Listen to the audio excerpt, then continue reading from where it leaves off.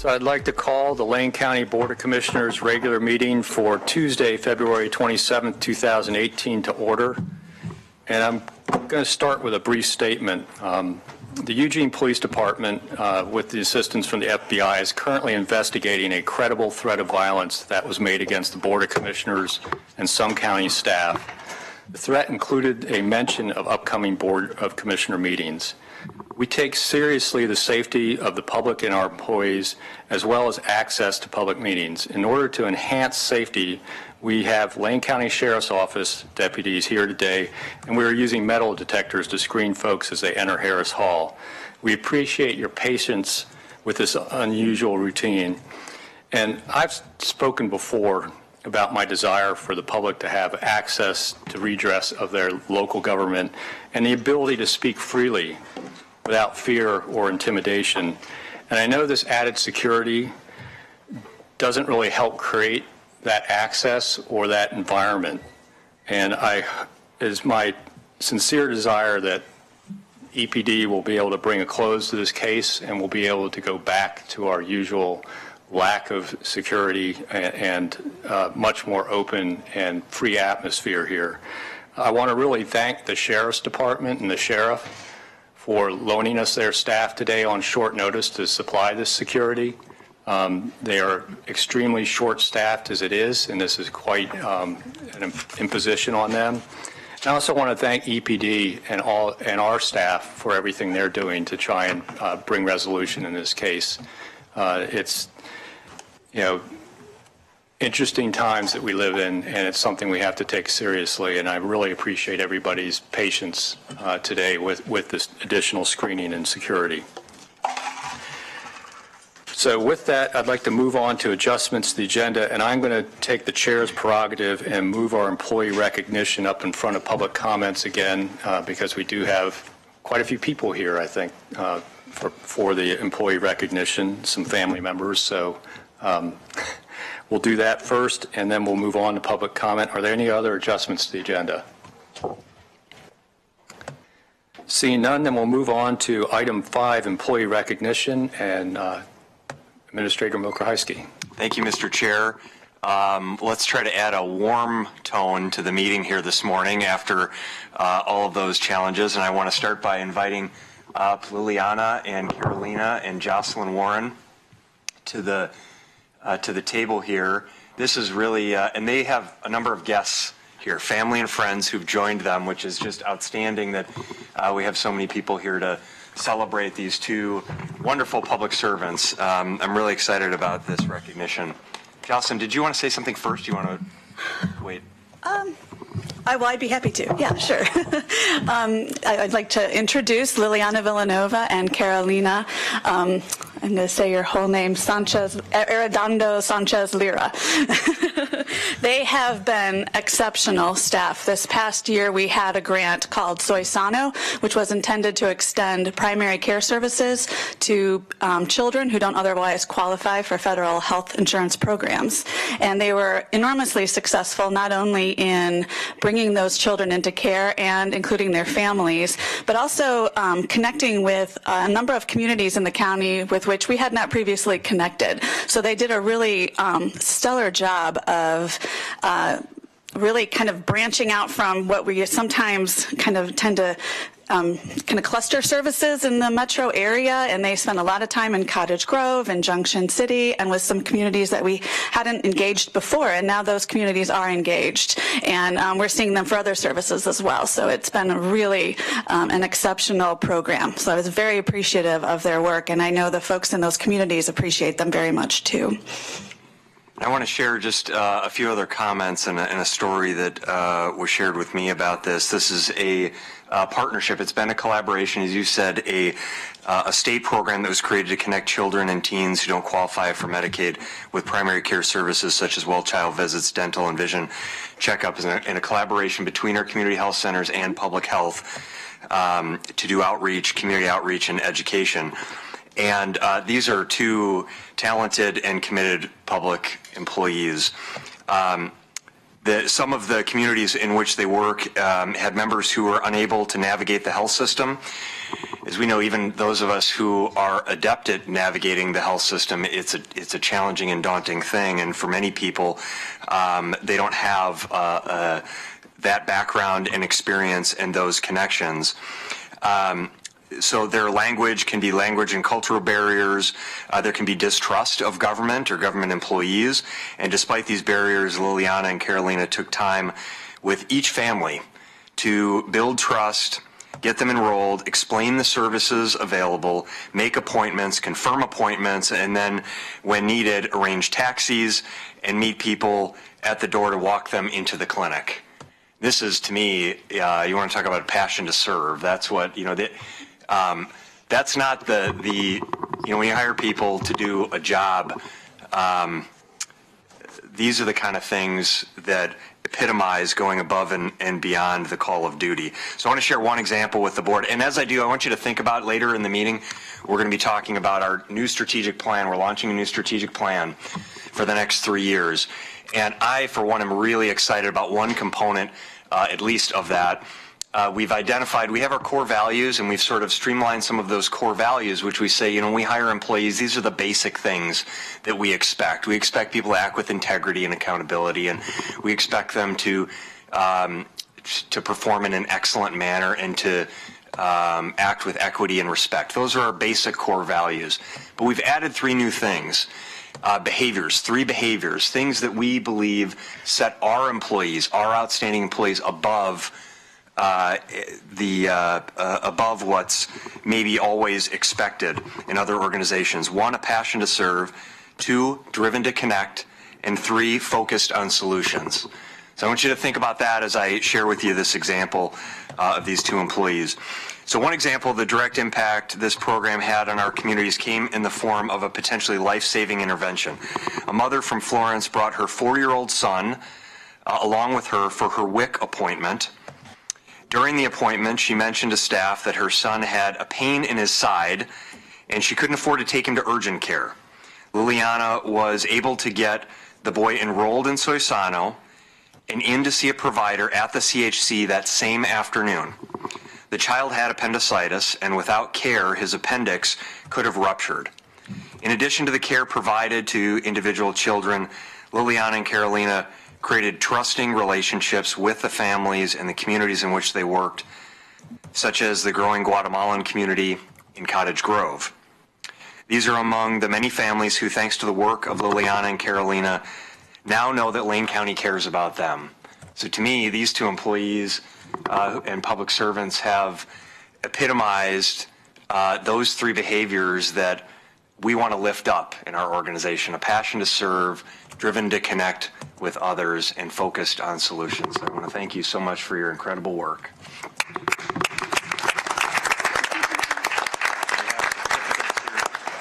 You, Liliana. Carolina. I had practiced your name too. I wrote it out. I have a tough last name, and I written it out phonetically. But I have to get this, and then you covered it for me. So that was great. Okay. Is there anything you guys would like to say? Oh, yes. Okay. So, first and foremost, I would like to thank my deepest gratitude to Dr. Jocelyn Warner and Connie Sullivan for their constant support and mentorship, as well as my mother for my inspiration in life. But I would like to share today my personal migration story. My great-grandfather was only 13 years old when a civil war devastated his village in China. His entire family was killed, and he stowed away in a ship heading to San Francisco, California. He sold candy as a way to make ends meet, but forced out of the U.S. because of the Chinese Exclusion Act. My grandfather migrated to Mexico, where he became a business owner, a community gatekeeper, and supported Chinese immigrants in Mexico. My grandmother, his daughter, became a nurse. My grandmother dreamed of having a better education and future for her daughters, so she decided to move to the U.S., but was unable to practice nursing because she was educated in Mexico and not the U.S. So my grandmother took the medical board of California to court so they would recognize her nursing degree and won. My family's story, for me, embodies the American dream. When someone can come to the U.S. and is given every opportunity to succeed, and is given the chance and seizes a chance. My passion for my work comes from generations that have fought for a better life and won. Soy Sano gave immigrant families a chance to seek medical services and health equality. We that otherwise wouldn't have had health services. When children are healthy and are able to succeed in school and in life, we are creating a better future for us and for our county. Carolina and I spent thousands of hours at outreach events, family resource centers, the community, with immigrant families to provide a medical service. It didn't matter if we had to stay until 8, 9 p.m. Due to the success of our program, OHP now covers me past Bill 558, which allows all children under the age of 19 to now be able to apply to OHP. So these children are now being served through OHP. So I want to thank you, commissioners, for this award, but also for continuing the opportunity for immigrant families. Thank you.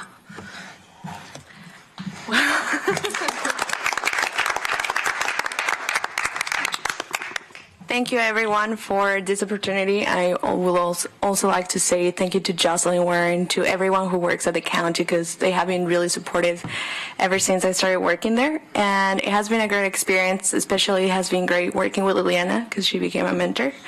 Working with the Soy Sano I'm Healthy program really put me out there with the community and taught me a lot, not only about my own culture, but also about the Guatemalan community out there. And so thank you, everyone, for this recognition.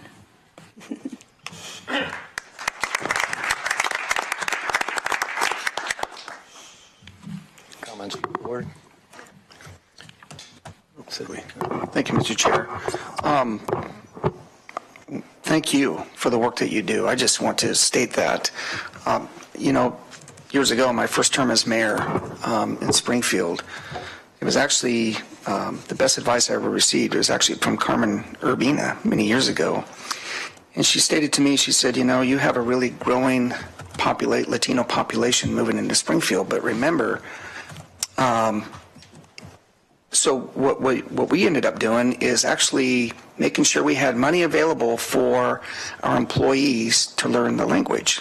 And so we, not just at public safety, we had bilingual employees at Public Works, Development Services, Health and Human Service, all throughout human services, all throughout the entire city, because we had a huge growing Latino business community. And because of the language barrier, we wanted to make sure that when they came to get their permits, or that they came to just understand what they needed to do to make sure that they followed our laws and our rules in the city, we always had somebody there to make sure that happened. And that was something I got to tell you, it ended up paying incredible dividends for us, because we just had this expanding business community in Springfield. And I got to tell you, it was fantastic. It was best advice I ever received, and that's why Carmen has been she's been a close associate of mine for many years, and a great resource. But I want to thank you for the work that you do, and I really very, very much appreciate what you do. So congratulations. It's the least the administrator and the staff can do on your behalf. So thank you very much. Commissioner Sorensen. I just wanted to thank you for the work you do. I think it was great. You talked a little bit about your own background and your own stories, and I think that a lot of people come to important public sector work because they've had their own experiences and family experiences. So I just want to both thank you for the current work you're doing, but also for the story that led to it. Thanks. Commissioner Farr. Do I have 30 minutes? No, just one word, thank you. Actually, my youngest child is 2 years, my youngest grandchild is 2 years old and learning dual language as he grows up. I speak two languages, English and German, but I'm learning Spanish, so forgive me for my profundo agradecimiento for your hard work. Thank you very much. Dr. Warren, you know that youth are underserved in our community, in particular, and it's always a struggle to provide services to youth, but the work that y'all are doing is above and beyond. The story that you gave regarding the young man with the pain in his side, the young child with the pain in his side, potentially life-saving that day. And there's very little that I can say that other than just thank you. It is a demonstration of the great efforts that your department and the people in your department are going to make certain that everybody has access to excellent health care. Thank you. That was really clumsy. I'm so sorry. Commissioner Williams. Well, I too would like to add my thanks and congratulations for the great work that you do. That's very important. I particularly appreciate the fact that it's reaching out to some of the more remote places in Lane County. It's very, very important. As a guy from Cottage Grove, I know that particularly the Hispanic population has been growing quite rapidly. When I was first mayor, I think there were maybe 400 identified Latinos in our community. Today, I think that number is probably 3 times that. When I mentioned the community, Cottage Grove is 10,000, but it serves about 35,000 people. So what you are bringing to that area is a wonderful extension of services that oftentimes are found in the metro area, not so much perhaps in the outlying area. So thank you for reaching out to those folks. And I'll just take a real quick second to say thank you. As you're probably aware, there are a couple of us board members that have our own family immigration stories from different parts of the world. So I really appreciate the story about your grandparents, and it's really great work that you all are doing, and I really appreciate the outreach. You know, the story from Florence is really particularly, I can't tell you how many times I hear about how difficult it is to access services on the coast, and how much of a hardship it is to come to Eugene for those services. Particularly when we have weeks like last week where it's a little bit hard to get over Badger Mountain. So, so I really appreciate the outreach that you all did. So great job, and thank you very much for your hard work again.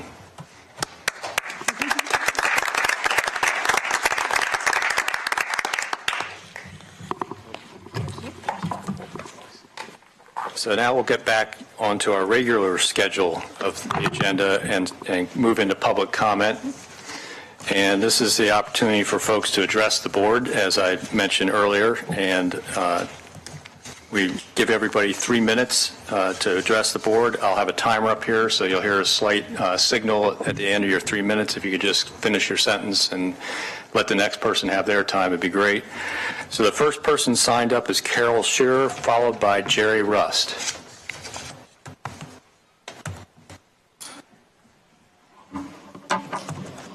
In 2015, the Oregon legislature passed the Oregon Firearms Safety Act. Your name and I'm Carol Shearer.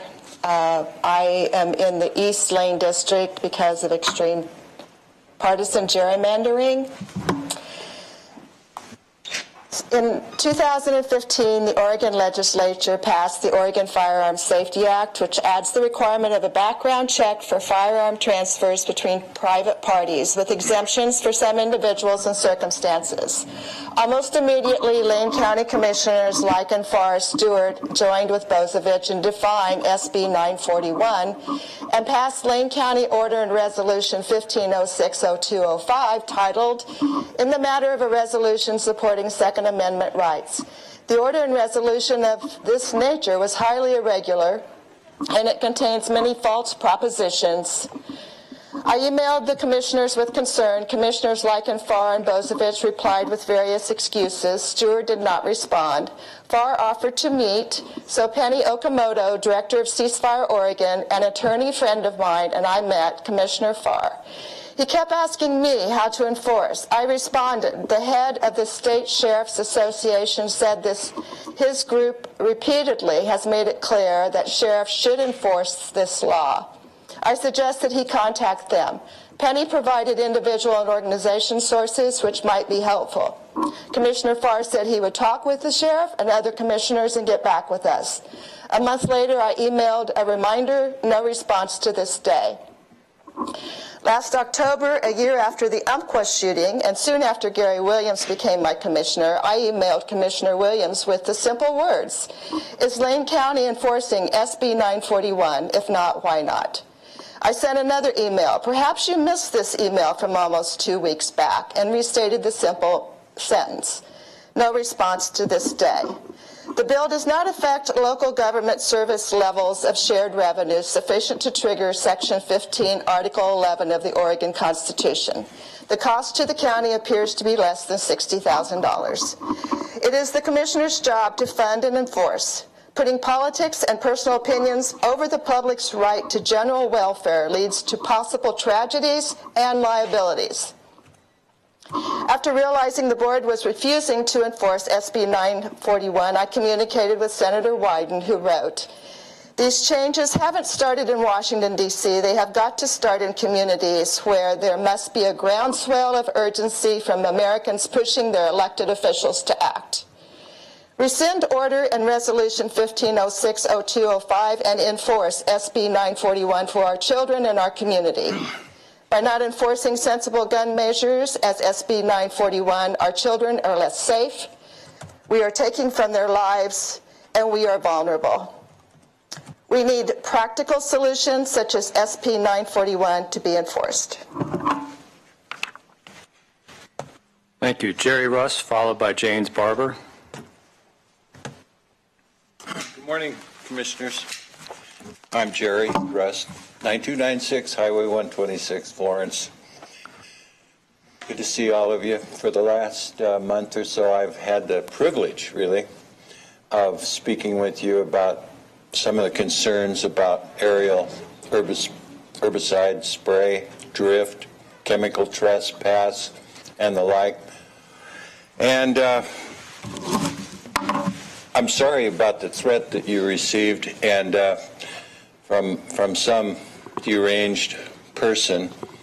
It struck me that public safety is going to always be your highest calling as commissioner, to take care of our health and safety, and it kind of leads me back into that issue of chemical trespass and really the terror that people experience when the helicopters are on the ridge above their home. And I urge you to use your powers to intervene in some way. And I know you've got a work session coming up. I urge you to use your powers to protect the public health and safety. Since I've been investigating this, and as I'm sure you know, there's another huge chemical trespass issue emerging in rural areas, and that is people who want to grow marijuana on an industrial scale in residential communities. And at the very least, it's a huge nuisance, and at the most, it has some health implications. So I urge you to look at that issue.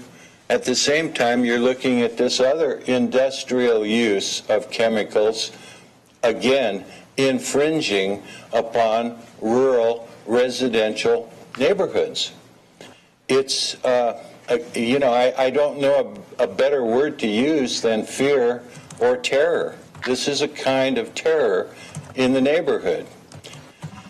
Thank you very much. Thank you. James Barber, followed by Mike McFadden.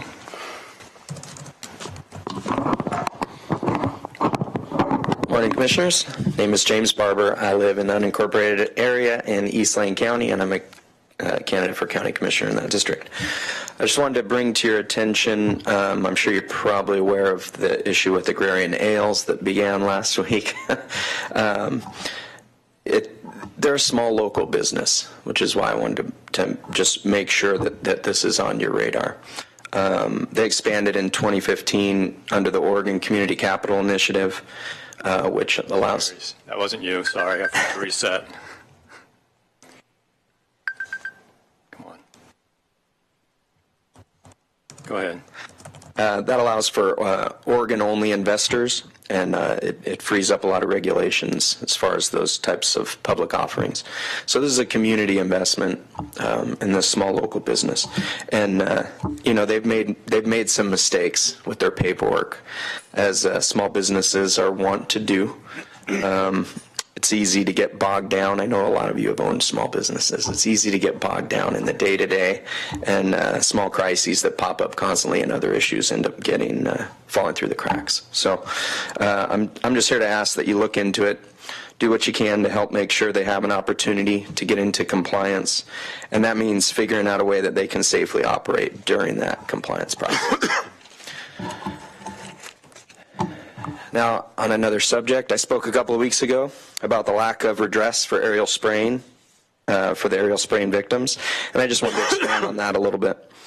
The Oregon Right to Farm and Forestry Act that limits the right to sue negligent operators in the event of a loss of organ. The Oregon Right to Farm and Forestry Act limits the right to sue negligent operators to only an event of loss of organs or death. Getting sick for months on end with puking and coughing does not allow for redress. And if you do lose an organ or die, then there's still a monumental challenge of proving where it came from. Anyone who has seen Gasland or Aaron Brockovich knows the challenges of that. This is why you see such passionate and persistent efforts to ban the spraying of herbicides. Because otherwise, people versus big business, one-on-one in the courts, is a decidedly long and expensive process that the interests of people routinely lose until the damages and deaths have piled up so much that it can no longer be ignored. Those businesses have taken their profits and moved on, or the liability has grown so much that they just claim bankruptcy and move on. That's why the Citizens Initiative began by Community Rights Lane County are so important. Thanks. Thanks. Mike McFadden, followed by William Carpenter. Good morning. I'm Mike McFadden from Eugene. And so in the past several weeks, you definitely got a lot of public comment from people on the aerial herbicide spraying issue.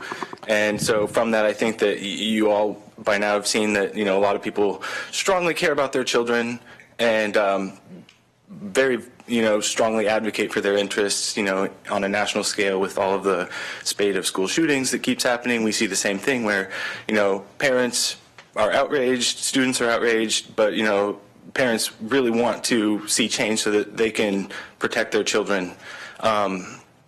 And so, bearing that in mind, just knowing that any parent will strive, any normal healthy parent strives as hard as they can to do the best for their kids and leave them with the best outcomes that are possible for them. And I think everyone, most parents take that for granted is what they would do for their kids. A while not very long ago, Secretary of State Dennis Richardson released an audit of the Oregon foster care system, which highlighted a lot of really serious problems in that system. But the thing is that none of those issues raised in Secretary of State's audit are secrets or are unknown. People who are advocates for reform have been bringing them up for decades, trying to change that broken system. And so it really bothers me as a former foster kid who's worked for over a decade trying to bring reform to this broken system to see a politician come out and try to use the plight of foster kids for a political leverage. You sort of, trying to build up his, standing in the public eye using the plight of foster kids. And I think that's shameful and wrong. And just generally, there in Lane County, there are over 1,500 foster kids. The system's been broken for decades. The policy discussions stagnate. It doesn't matter which political party And I'm tired of it. If these were actual kids that had parents interested in their well-being, a lot more would be being done for them. But because there are layers of bureaucracy and politics between the best outcomes for foster kids, and it's just like the can gets kicked down the road. And these are society's kids. These kids are in public custody. We owe it to them to be doing more to protect their health, safety, and well-being.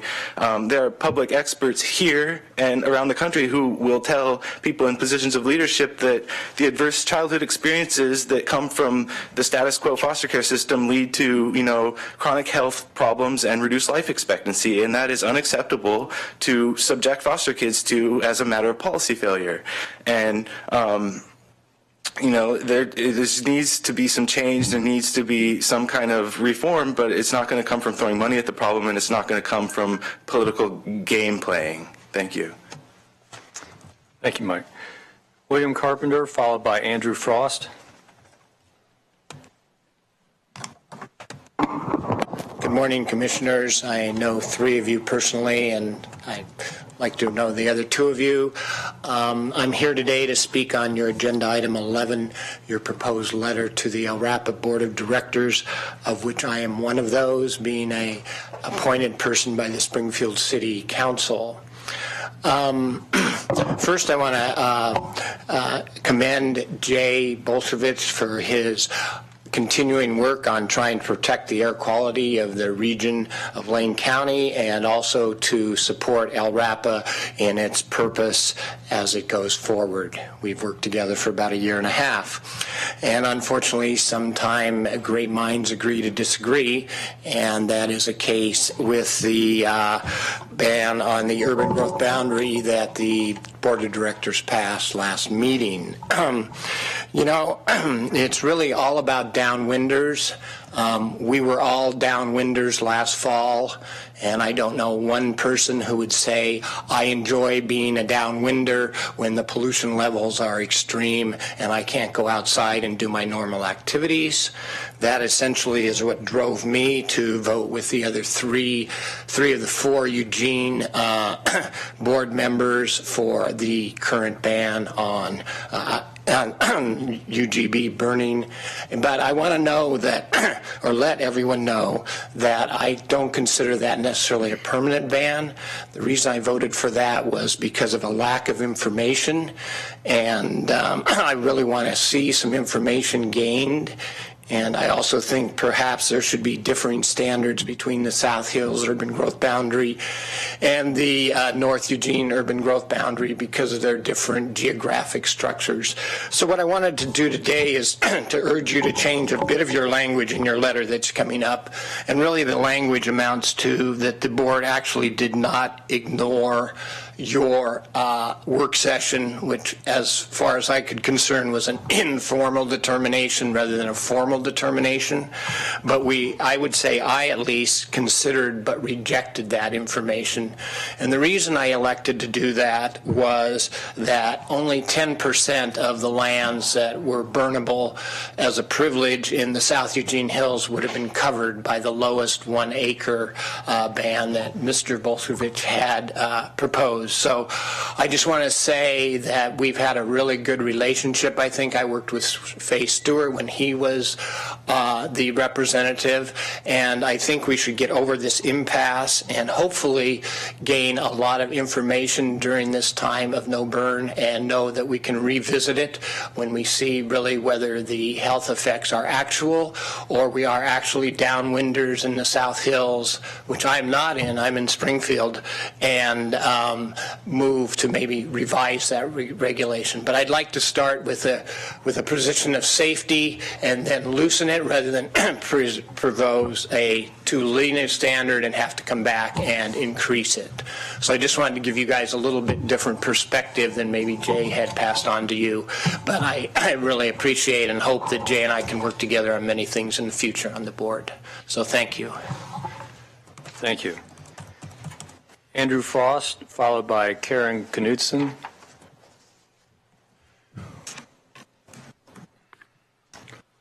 Andrew Frost, Glenwood. I'm back here trying to get you to get 31 days for people to pay the property tax. You guys all think 21 days is enough, apparently. Either can't be bothered to answer, can't be bothered to do your job, or in one case you want to bring up my parents and make disparaging remarks about my parents, Mr. Farr. My parents didn't bring me up to rip off pensioners. My parents didn't bring me up to take advantage of poor people. When you talk about how your parents brought you up, the language that I used, if I dare to use it, I think it was ass was the word that, ass, okay, it was. I'd like to hear a statement of condemnation from, oh yeah, and putting your finger up your ass. No, thumb.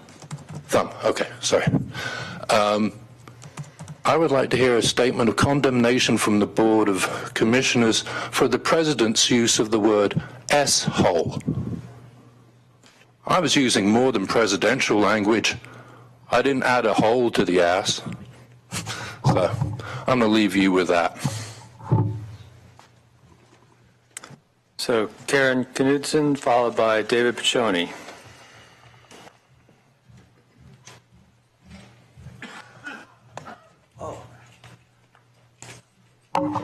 Thank you, Commissioners. Good morning. Karen Knudsen, local business owner and also the project lead for the Better Housing Together project. I just wanted to share with you a little bit of the work that we've been doing this past several months and last weeks, and also thank the commissioners who were able to join us last Wednesday for our large community forum at the university, as well as Administrator Moker Heisky. We appreciated seeing all of you there, and I can say your name correctly now. And I was reminded also twice before, which was as Karen Knudsen really truly was painful. Thank you for your interest in this work. Better Housing Together is a collaborative, coalition-based, community-led effort to respond to the housing crisis in Lane County. And we were very heartened to have so many people, almost 300 people, join us last Wednesday to say that they too are concerned about this crisis and want to see action and want to see collaboration for our community to move forward around housing. We can see a future that includes more quality, walkable, age-friendly housing, housing choice, and the creation of a community where individuals and families have more opportunities to invest in a bright future here and have the housing choice and housing options that allow them to do that. I want to share with you just a little bit about the forum, and I will ask first a question and also end with a question today, because we asked a lot of questions of those almost 300 people in attendance. And the first thing I guess I would like you to think about is what you think is limiting us from responding more effectively to the housing crisis. We've been working for the last several months with many organizations and individuals. We have more than 30 organizations who've signed on to this collaborative effort, and they would like to see us move forward. And that question is really a part of where we begin, the foundation that we depart from. What are the barriers we're facing, and then how do we address those, and how do we move forward effectively so that many different people can see progress and benefit from that? I brought with me a couple of things. One I want to point you to, which is betterhousingtogether.org, and also our Facebook site. That is where this infographic, we left one of these at each chair in the forum. Wanted to make sure to put good information in everyone's hands, and also put together a 4-minute video to help tell the story of the housing crisis and help for people to understand that this is not just about homelessness, not just about affordable housing, but a crisis that is reaching from people with the very fewest resources through our working class and into the middle class of this community. We have to work together to address this, and the time is now.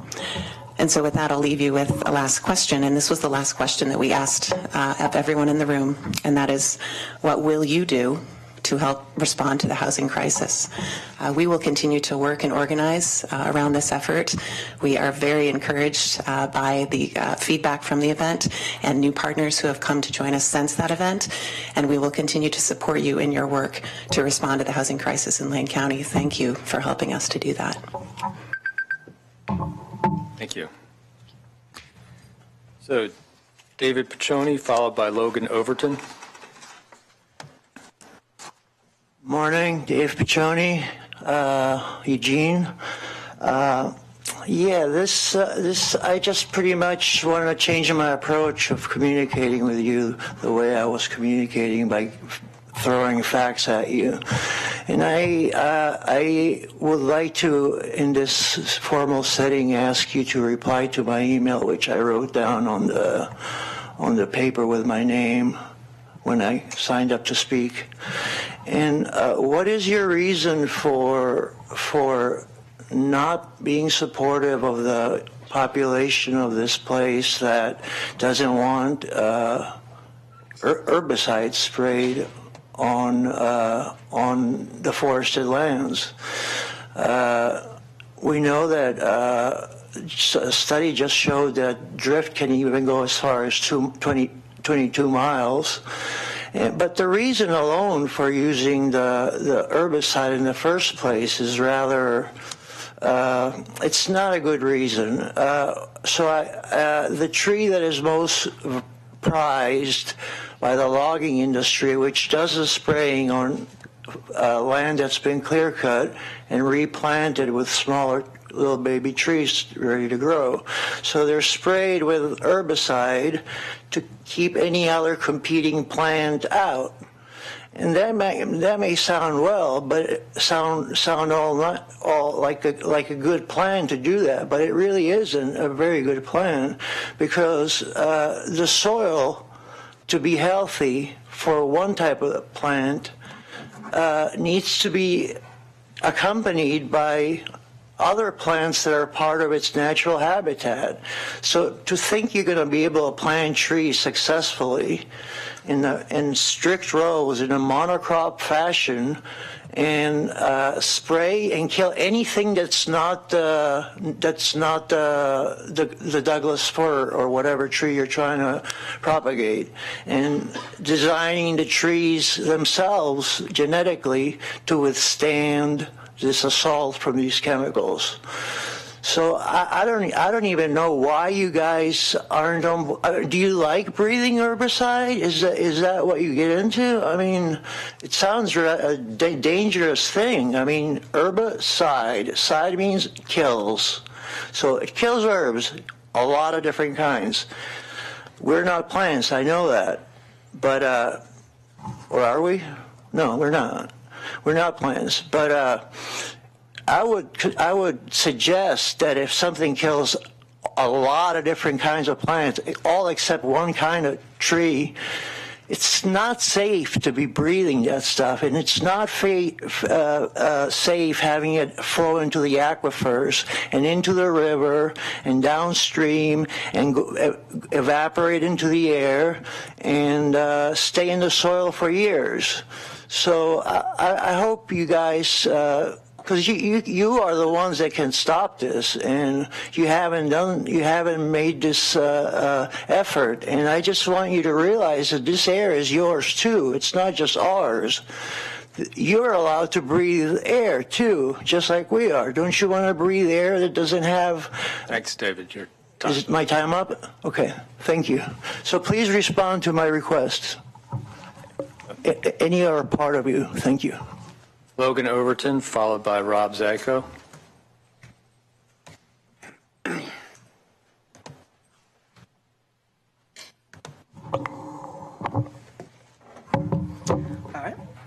My name is Logan Overton. I live around Cottage Grove in Commissioner Williams' district. I came today to let the board know that despite my recent absence, I'm still interested in the aerial spray ban effort. I'll reiterate that while I feel passionately that it should be put to ballot, I can see why officials here today are reluctant to do so while it's being held up in the courts.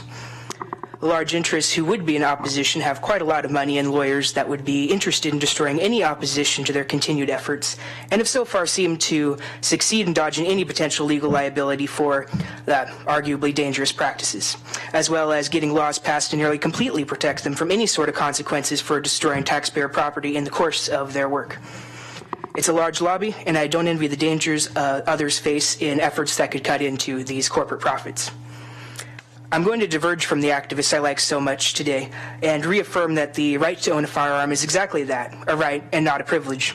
The Founding Fathers in their musings said that militia is to be used in place of a standing army, the same army that we use today to terrorize peoples across the world and create migrant crises. There are statistics about how civilians with weapons used in self-defense are up to 4 times more accurate, quote, than uniformed officers, wounding or killing an aggressor as opposed to a person found innocent. No offense to any law enforcement in attendance. While we might not have the authority to go against unconstitutional state law on gun control, I do appreciate the efforts that past and present commissioners have made to do so. Also, as to the threats leveled against our commissioners and the democratic process itself by extension, I'm sure we all agree that this threat of violence is unacceptable. Thank you for your time. Thank you. Rob Zako, and he's the last person I have signed up today. Thank you, Chair Boycevich. Commissioners, I'm Rob Zako. I live in South Eugene in Commissioner Sorensen's district, and I'm here today as part of Better Housing Together.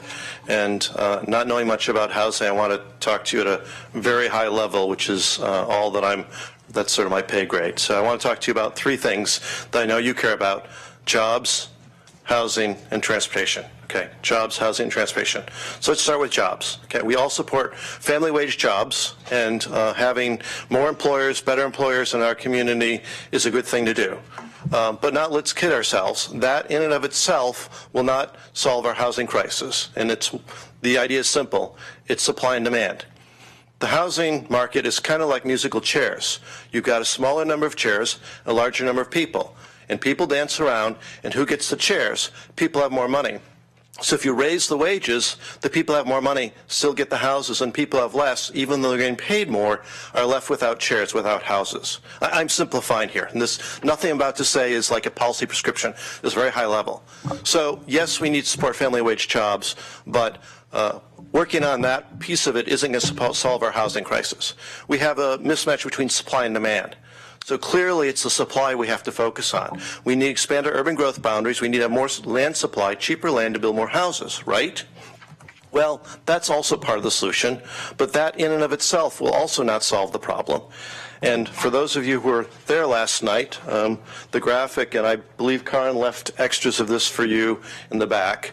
If you look right here on the left, there's something called the survival budget. And this talks about what a typical household in Lane County has to pay.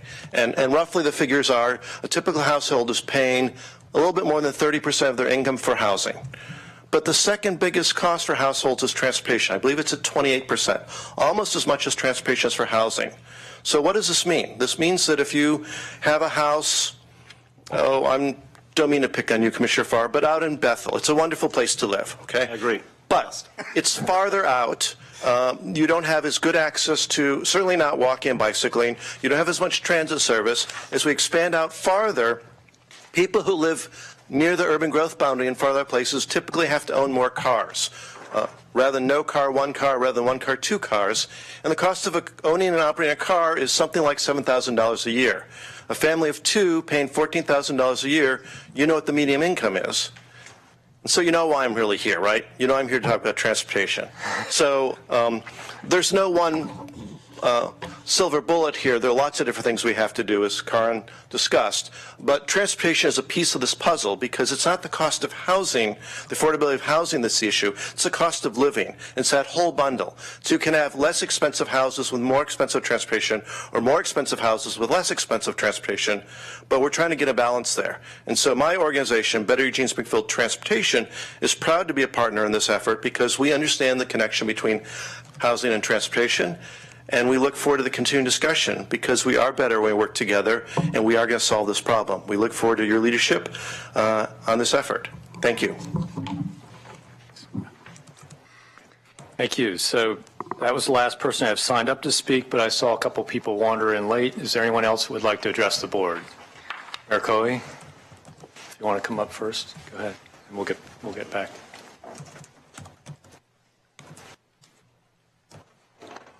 Jim Coey, Mayor of Oak Ridge. Good morning, Commissioners. Sorry we're late. I thought it was at 10. So just wanted to bring an update to you. I've talked to Commissioner Williams about this, And the city of Oak Ridge, as of 2 weeks ago, approved side-by-sides, a Class 4 vehicle, to have open usage in the city of Oak Ridge.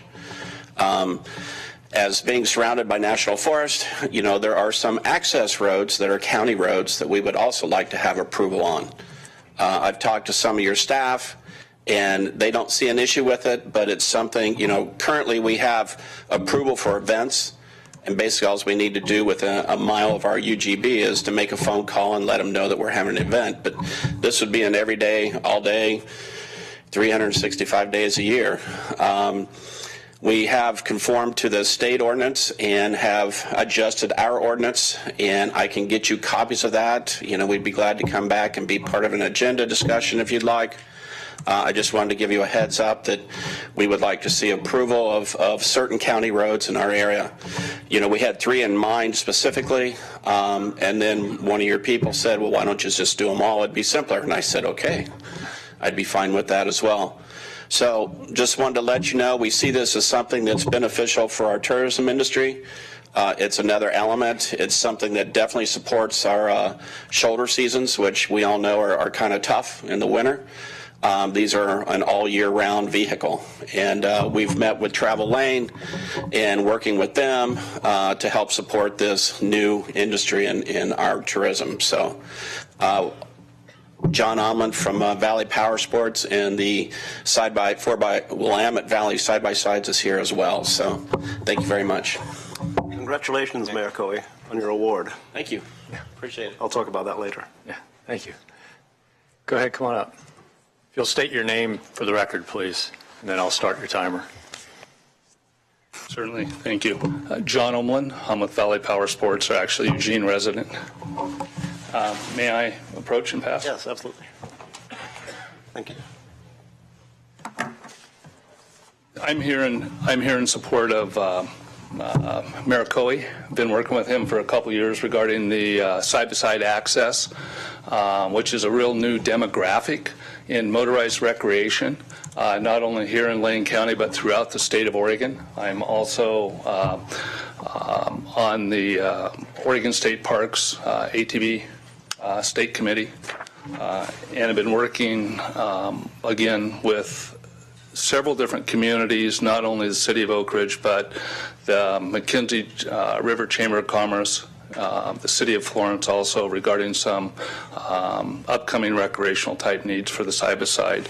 As Mayor Coey stated, that they're in the Oak Ridge area, the city is currently landlocked now, especially with their side-by-side ordinance. So while they can drive around their town, they can't go anywhere. They still can't get to the forest, which is the overall intent of trying to get people recreating and trying to get some of these roads opened up that allow side-by-side activity into the forest. We've made the request for the Forest Service also to open up their roads, and the Forest Service shares some of these roads with the county from a maintenance standpoint, so the request will also be coming down. Jeff Unmanson, in the red jacket over here, is working with the community of Florence, also on access, primarily for in the city, and then also eventually across the bridge to the South Jetty, which will require work with the state of Oregon under the new Senate Bill 344, which will allow that. So we're here kind of giving the Lane County a heads up on some requests that are coming. So there's Florence, there's Oak Ridge, there's up by Rainbow, there's a section of road that is blockading the community from allowing side-by-sides to come into their community for food, fuel, and services. And it's a new demographic that's bringing economic opportunities to some of these rural areas. We're not advocating side-by-sides on the city streets, but there are certainly rural communities that can benefit from opening up these roads to multiple use type activities. So thank you very much, and you'll be seeing a lot more information from us. Thank you. Thank you. So is there anyone else that would like to address the board before we move on to Commissioner's remonstrance? Seeing none, then we'll move on to Commissioner's response to public comment and or other remonstrance. Commissioner Farr. Thank you. Dr. Zako, Karen, thank you for not leaving. I wanted to mention I was at the event last Wednesday evening, and it was amazing I saw so many faces there that I'd never seen really associated with poverty, homelessness, and housing in general. And now the meeting was not about poverty and homelessness, it was about housing. It was about the broad spectrum of housing. I really appreciated that. It was the engagement at my table, and I recognize that throughout the room at all the tables, was amazing. And I'm hoping, expecting, and anticipating that we have gained some momentum, some traction in addressing the issue on a broad basis. You did ask me what I would do. And one thing that I will say that I will do, and we will all do, is we'll continue the work of the Poverty and Homelessness Board. We'll continue the work of the Shelter and Supportive Housing Subcommittee, which met yesterday and talked very specifically about both of you guys. I'll tell you more about that when we have a little bit more time, but it's all positive. And how do we fit the affordable and entry-level housing ladder into the broader spectrum of housing? It's very important that we address it on a broad level. Thank you for staying. Thank you for that work. It was fantastic. Now, on a different note, I've been hearing the word gerrymandering a little bit, and you know, I'm looking at a map here. I don't know. I do know recently there have been district changes, and every census there is a district change. The map I'm looking at is House District 11. Anybody familiar with House District 11? It was a district that was realigned in the year 2000, continues to be realigned the same way by Secretary of State Bill Bradbury at the time. Now, I'm not suggesting that Secretary of State Bill Bradbury had something political in mind, but let me ask you what these two locations have in common. 18th and University and the town of Shed. How much do they have in common? Now, does anybody know where Shed is? Shed is up almost to Albany, you know. Halsey, you familiar with Halsey? Brownsville, you familiar with Brownsville? Crawfordsville, Walterville, for that matter, and Cresswell, all have something in common with 28th and Hilliard. Can we picture 28th and Hilliard? They have the same representative. That's one House district that wraps all the way around Springfield. Doesn't go through Eugene. Wraps it, in about 80% of the district is inside the city of Eugene in population, but the rest of it wraps around to Mackenzie Bridge, Brownsville, Halsey, Coburg, Shed, and all the way up. Now, what do those folks have in common with Phil Barnhart, who represents them, who lives at someplace close to the University of Oregon? I don't know, but he is a representative and he represents them well. So can he represent them? I believe so. But was that a politically gerrymandered district to make certain that the people of Halsey were counted in the same representative district as the people who live at 18th and University, people who live at in the Bean complex at the University of Oregon? You know, I don't know. I don't know about gerrymandering. I wish people wouldn't use that word unless you really study what it actually means. So thank you.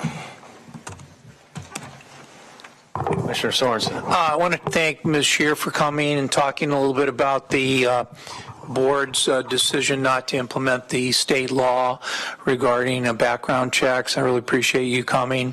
I think whenever we hear of these terrible shooting incidents involving, you know, Thurston High School, Umpqua Community College, not to mention the other ones that have also had national attention, that we need to really look to ourselves.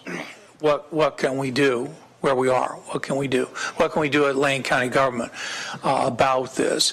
And obviously there's a mental health dimension to it. There's a public safety dimension to it. And I just feel like we're not doing enough. And that decision not to implement the state law here in Lane County by the Board of Commissioners was a bad decision. And in hindsight, I think we see it each day. And it may get very close. It may get very close to another school in Lane County. Again, it may get close. So anyway, I appreciate you bringing this up here, and also just recognizing that we could do more. And with regard to housing, you know, you ask a really great question. You know, what can we do?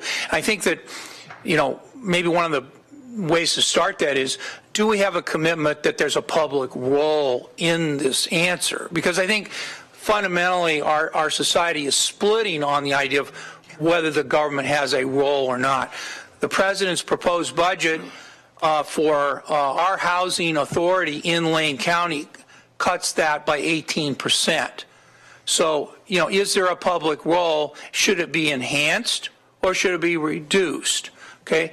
The current administration is proposing a substantial reduction in that.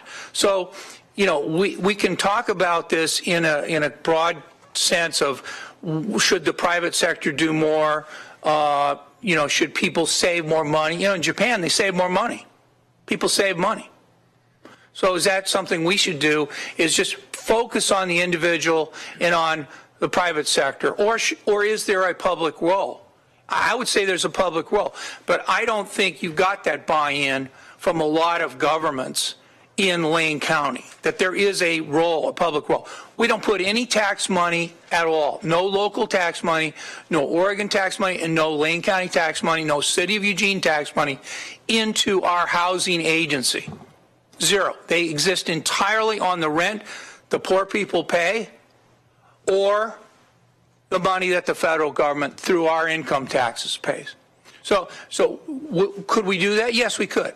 So I really think it's great you're working on this. I'm great you have this collaboration, but I think you need to really have a fork in the road right at the beginning. Hey, is there a public role for this? Because if there is, then government should be involved. If not, get people to save money like they do in Japan, get people to make more money, have employers pay more money, do things in the private sector. And I think that's really your fundamental issue. And I think you need to confront it and say there is a public role. There's a huge public role. And we ought to be doing more, particularly in light of this word crisis. If it's really a crisis, then why aren't we working on it here in Lane County government? Why aren't we putting money into the housing agency? I'm sorry. We don't do that, right? We are. And there's a lot of people that are working on this issue. They're talking about it. They're passionate about it. I'm putting money into it. And they're putting money into it, their own money into it. It's great. But you know what? Not one nickel. I've been on this board for nearly 20 years, 25 years. I'd say coming up on 24 years.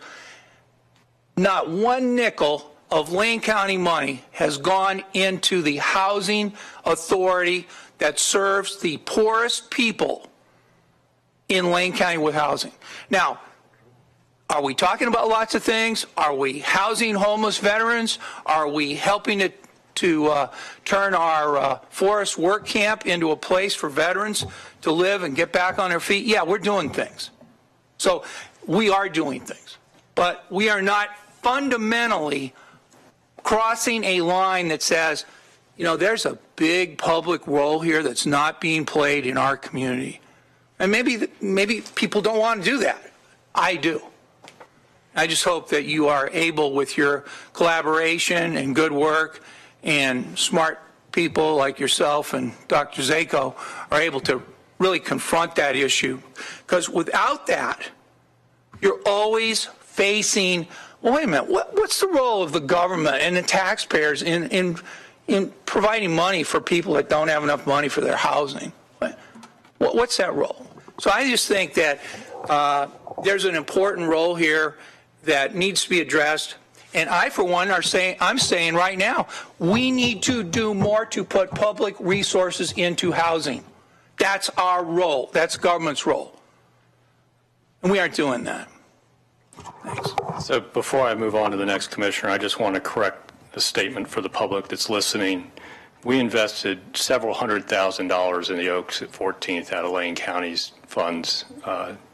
So the fact that which is a Lane County Housing Authority project in cooperation with sponsors. So I think the statements earlier were without merit. Commissioner Williams. Thank you, Mr. Chair. Several things. First of all, I would hope that this body would look at the request of Oak Ridge in their pursuit of economic development and recreation for people from all over the world to come and recreate. We can be a part of a partnership here with Forest Service, City of Oak Ridge, the state of Oregon. There's Travel Lane County, This is a great opportunity, as was mentioned, not just Oak Ridge, but Rainbow and Florence and other areas. We can help these communities that have a great opportunity to pull themselves up by the bootstraps with something that is very fun and enjoyable. Let's get folks out in our forests and our waterways enjoying nature as it was created for us to enjoy. And so I just very, very heartily support what they're doing in Oak Ridge. Secondly, Saturday afternoon I started receiving emails, and by count this morning I'd received right out 50 emails, all concerned about the agrarian ales issue that's before us. There are two components to the concerns or to the problem with agrarian ales. One has to do with planning and permitting. The other has to do with zones and those things that are under the control of the state of Oregon, not Lane County. We can clearly do something in Lane County, but we have to follow the law. And there are challenges to that at the state level on just exactly how we can help agrarian ales. So I would ask for head nods from this body that we ask staff to examine, explore how we might be able to make recommendations or push this forward to the state legislature and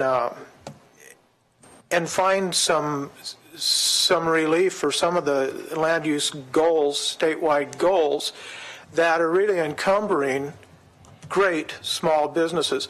I can't imagine anybody being opposed to the type of business opportunity, creative out-of-the-box opportunities, again, that we see in rural areas that are challenged with economic development and employment opportunities.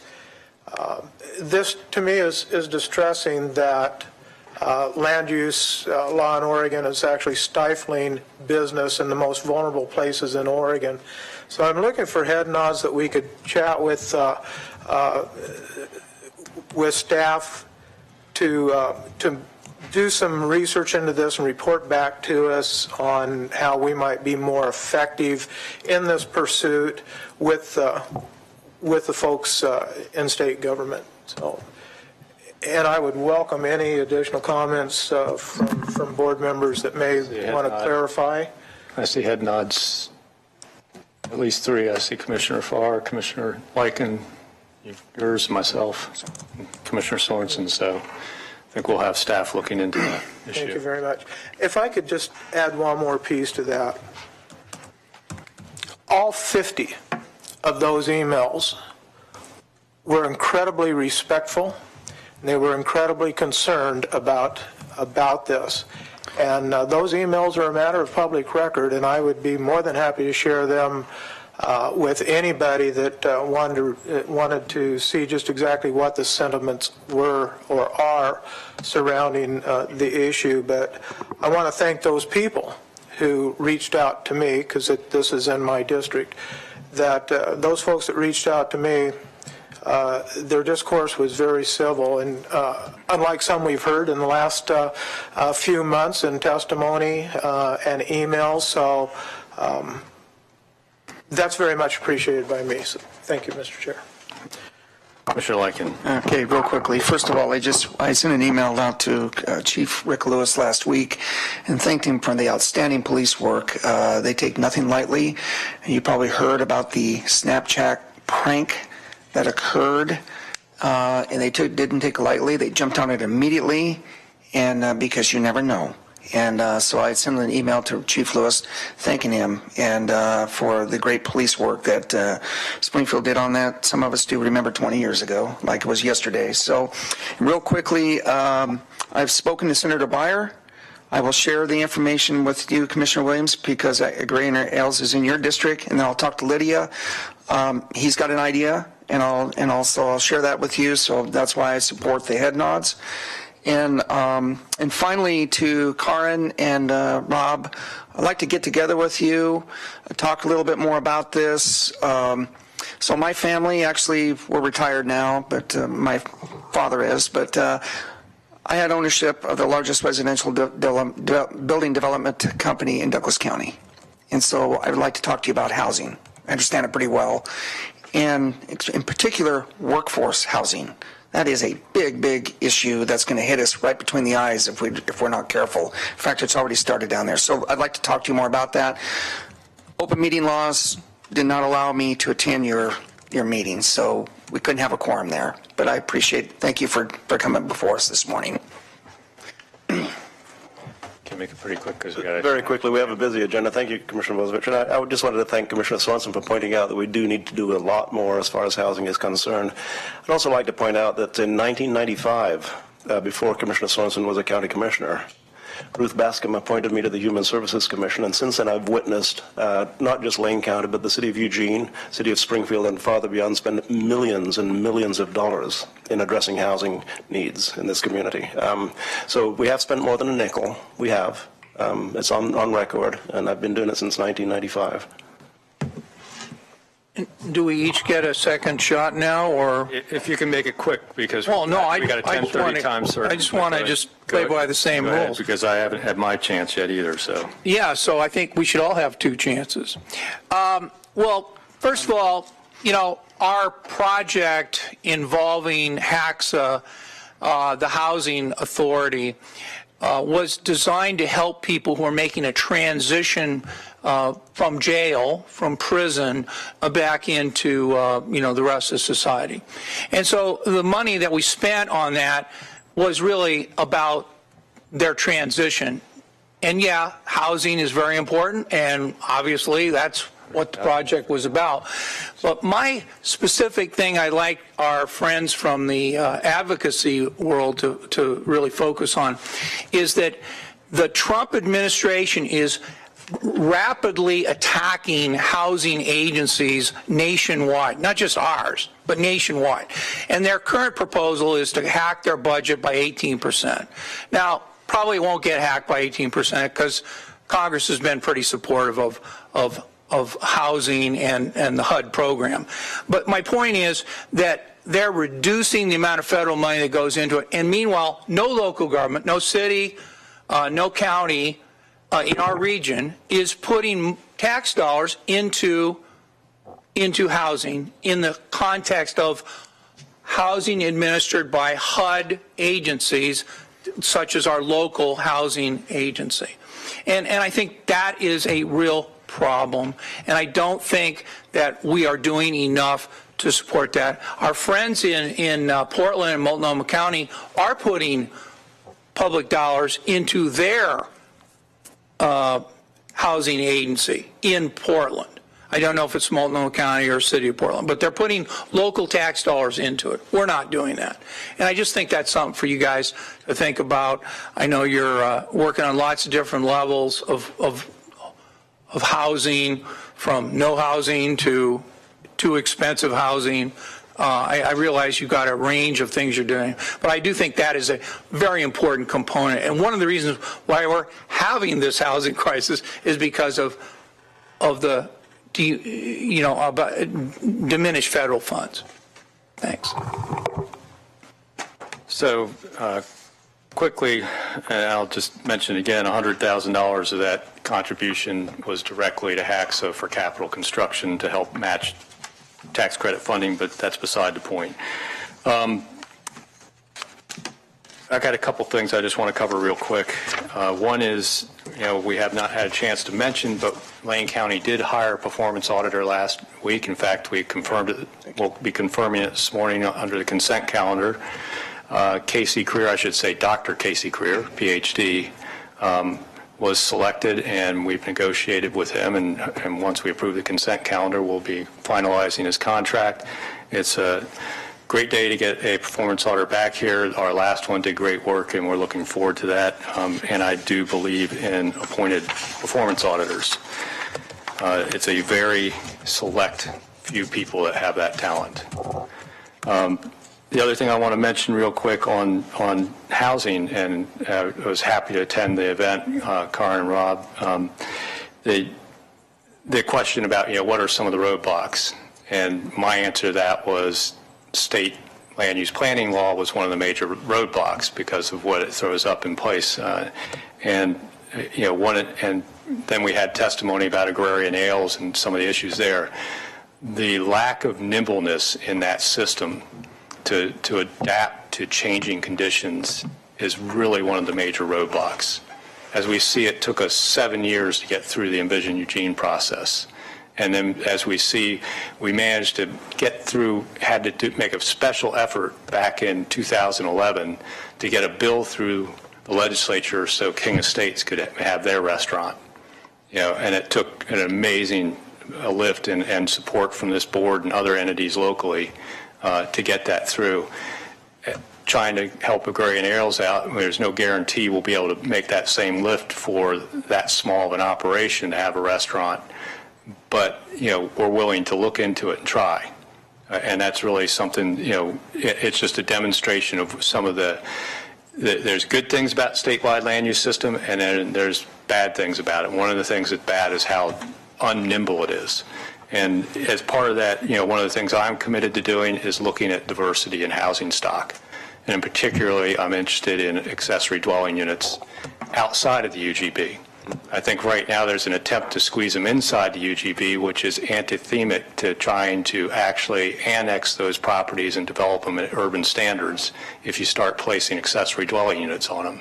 So, there's a whole area of housing that's needed, and it's not necessarily about what's close in and transportation-wise, because there are areas of this county, particularly the coast and up around Oak Ridge, that there's lots of rural residential areas that if they had accessory dwelling units could be that variety of housing type that offers that workforce low-income rental space, and particularly when you get into the Florence area where you're competing with vacation rentals and them driving the cost of housing so high.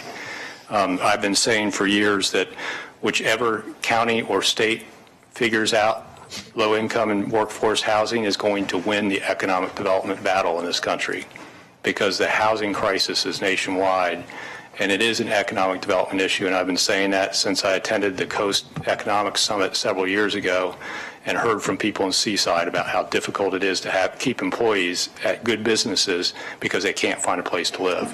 So important issue, and I promise I'm staying on it. So with that, I think, Steve, did you have something you wanted to say real quick about? Real briefly on the agrarian issue, I think this has been stated, but I want to make it crystal clear. There are two issues that we've been working with that business on. One is land use related issues, and the other is building safety issues. The land use related issues go back to 2006 so about 11 and a half years we've been working with agrarian ales around the land use issues. Those are largely state issues, and as Commissioner Williams identified, and the board has asked for us to look into those, working with the legislature on a solution there. The other more immediate issues are building safety. These are health and safety related issues that go back to 2015. So between 2 to 3 years we've been working with agrarian on those issues. That's why the steps were taken last week, ultimately in the best interest of public health and safety. I want to assure the board and any other interested individuals that we are going to work closely with that business, as we would with any business, to address those building safety issues and get them rectified as quickly as possible. Lydia Kay, our land management division manager, was here this morning. She is going to be reaching out to she's already spoken to several of the owners. She's going to be reaching out to them today to set up a meeting for us to sit down with them and walk them through, along with our building official, what has to happen. We're going to expedite anything that we can to help get them back up and running. But, we need to hold this business accountable as we would with any business to make sure that the public that patronize that establishment are safe when they're there. So two issues. We're going to be working as much as we can on those building safety related issues, and then the land use related issues we'll work with the board and the legislature on. Thank you.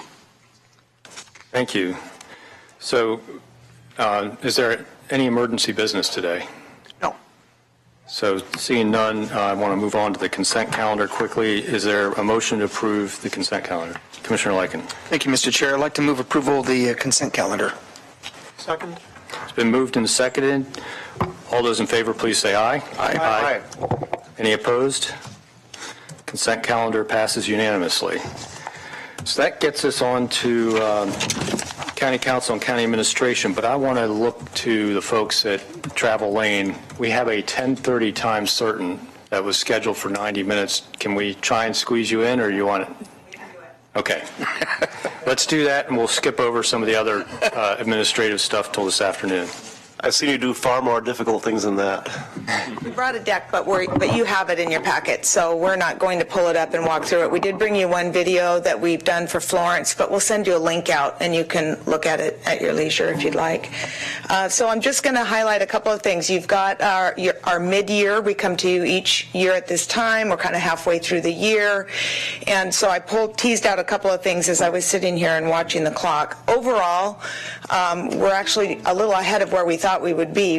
I budgeted flat for TRT revenues for this program year, recognizing that we had a lot of new hotel rooms coming on and that we'd start to see some competition between the hotels and we'd start to see some rate competition. And as we're seeing demand growth in the industry not keep pace. We've been growing for 6 or 7 years now. So, at some point we're going to get to the peak of the business cycle, and I thought it was going to come this year. So I'm thrilled that we're up to over 2.5% in overall commercial lodging revenues, and TRT, that's well ahead of pace, so that's really good news. Overall, our program measures are looking fine. We've been at record levels, so we're down here and up there, and it's kind of a mixed bag, but we're feeling pretty good about where we'll be at year end throughout the program areas, and you've got details in your packet. We are kind of swimming in these new hotel rooms, so I think we've got the last of what was expected in the current round open, with the Even Hotel open and the Fairfield opening in Glenwood. So as you know, we've had a 12% increase in hotel rooms over the last 18 months. It's 465 rooms or so, so that's a lot of new housing stock, and most of it in, modestly sized, maybe 70 to 130 room properties. The Even has a restaurant on site. Most of the properties are what we call limited service, so they might offer a express breakfast, but they're really not, there's no meeting space incorporated. So we're sort of at a point where we're feeling really great. The NC2A championships are coming up. We have no teams on the waiting list. Housing's going smoothly. We're feeling great about those peak event compression periods. Maybe a little more concerned about some of the lulls that happen in an annual cycle and how we're going to drive visitor demand to fill up all this new housing stock, because it's a lot of hotel rooms. When you multiply the new rooms by 365 nights a year, there's a lot of capacity to fill on the commercial lodging side. So the Travel Lane County Board has a committee. It's called the Facilities Committee. That group gets together to look at the potential for convention space and sports facilities. There are a lot of prospective projects on the horizon, and so we're sort of working through that myriad of options and looking at what we can champion and try and move into the development pipeline to continue to grow visitor demand overall. Our website traffic is looking good. You hear a lot about this in the news all the time. Google is really taking over a lot of space on the search engine platforms, and they come through and scrape the sites of organizations like ours and take some of our content and move it up above our website link. So Google is a great friend in getting information out to the worldwide population, and it's also a direct competitor sometimes. But we're holding really well. Our numbers are looking great. We've seen growth on the organic search side, and we're managing this changing environment. It's very, very dynamic in the marketing environment, and we're really working hard to partner with the platforms and compete with them at the same time, and do our job in getting eyeballs into our website, where we can really tell the story of the destination and build travel demand. Our membership is up almost 4%, so we're continuing to see businesses throughout the county partner with us and leverage our platform.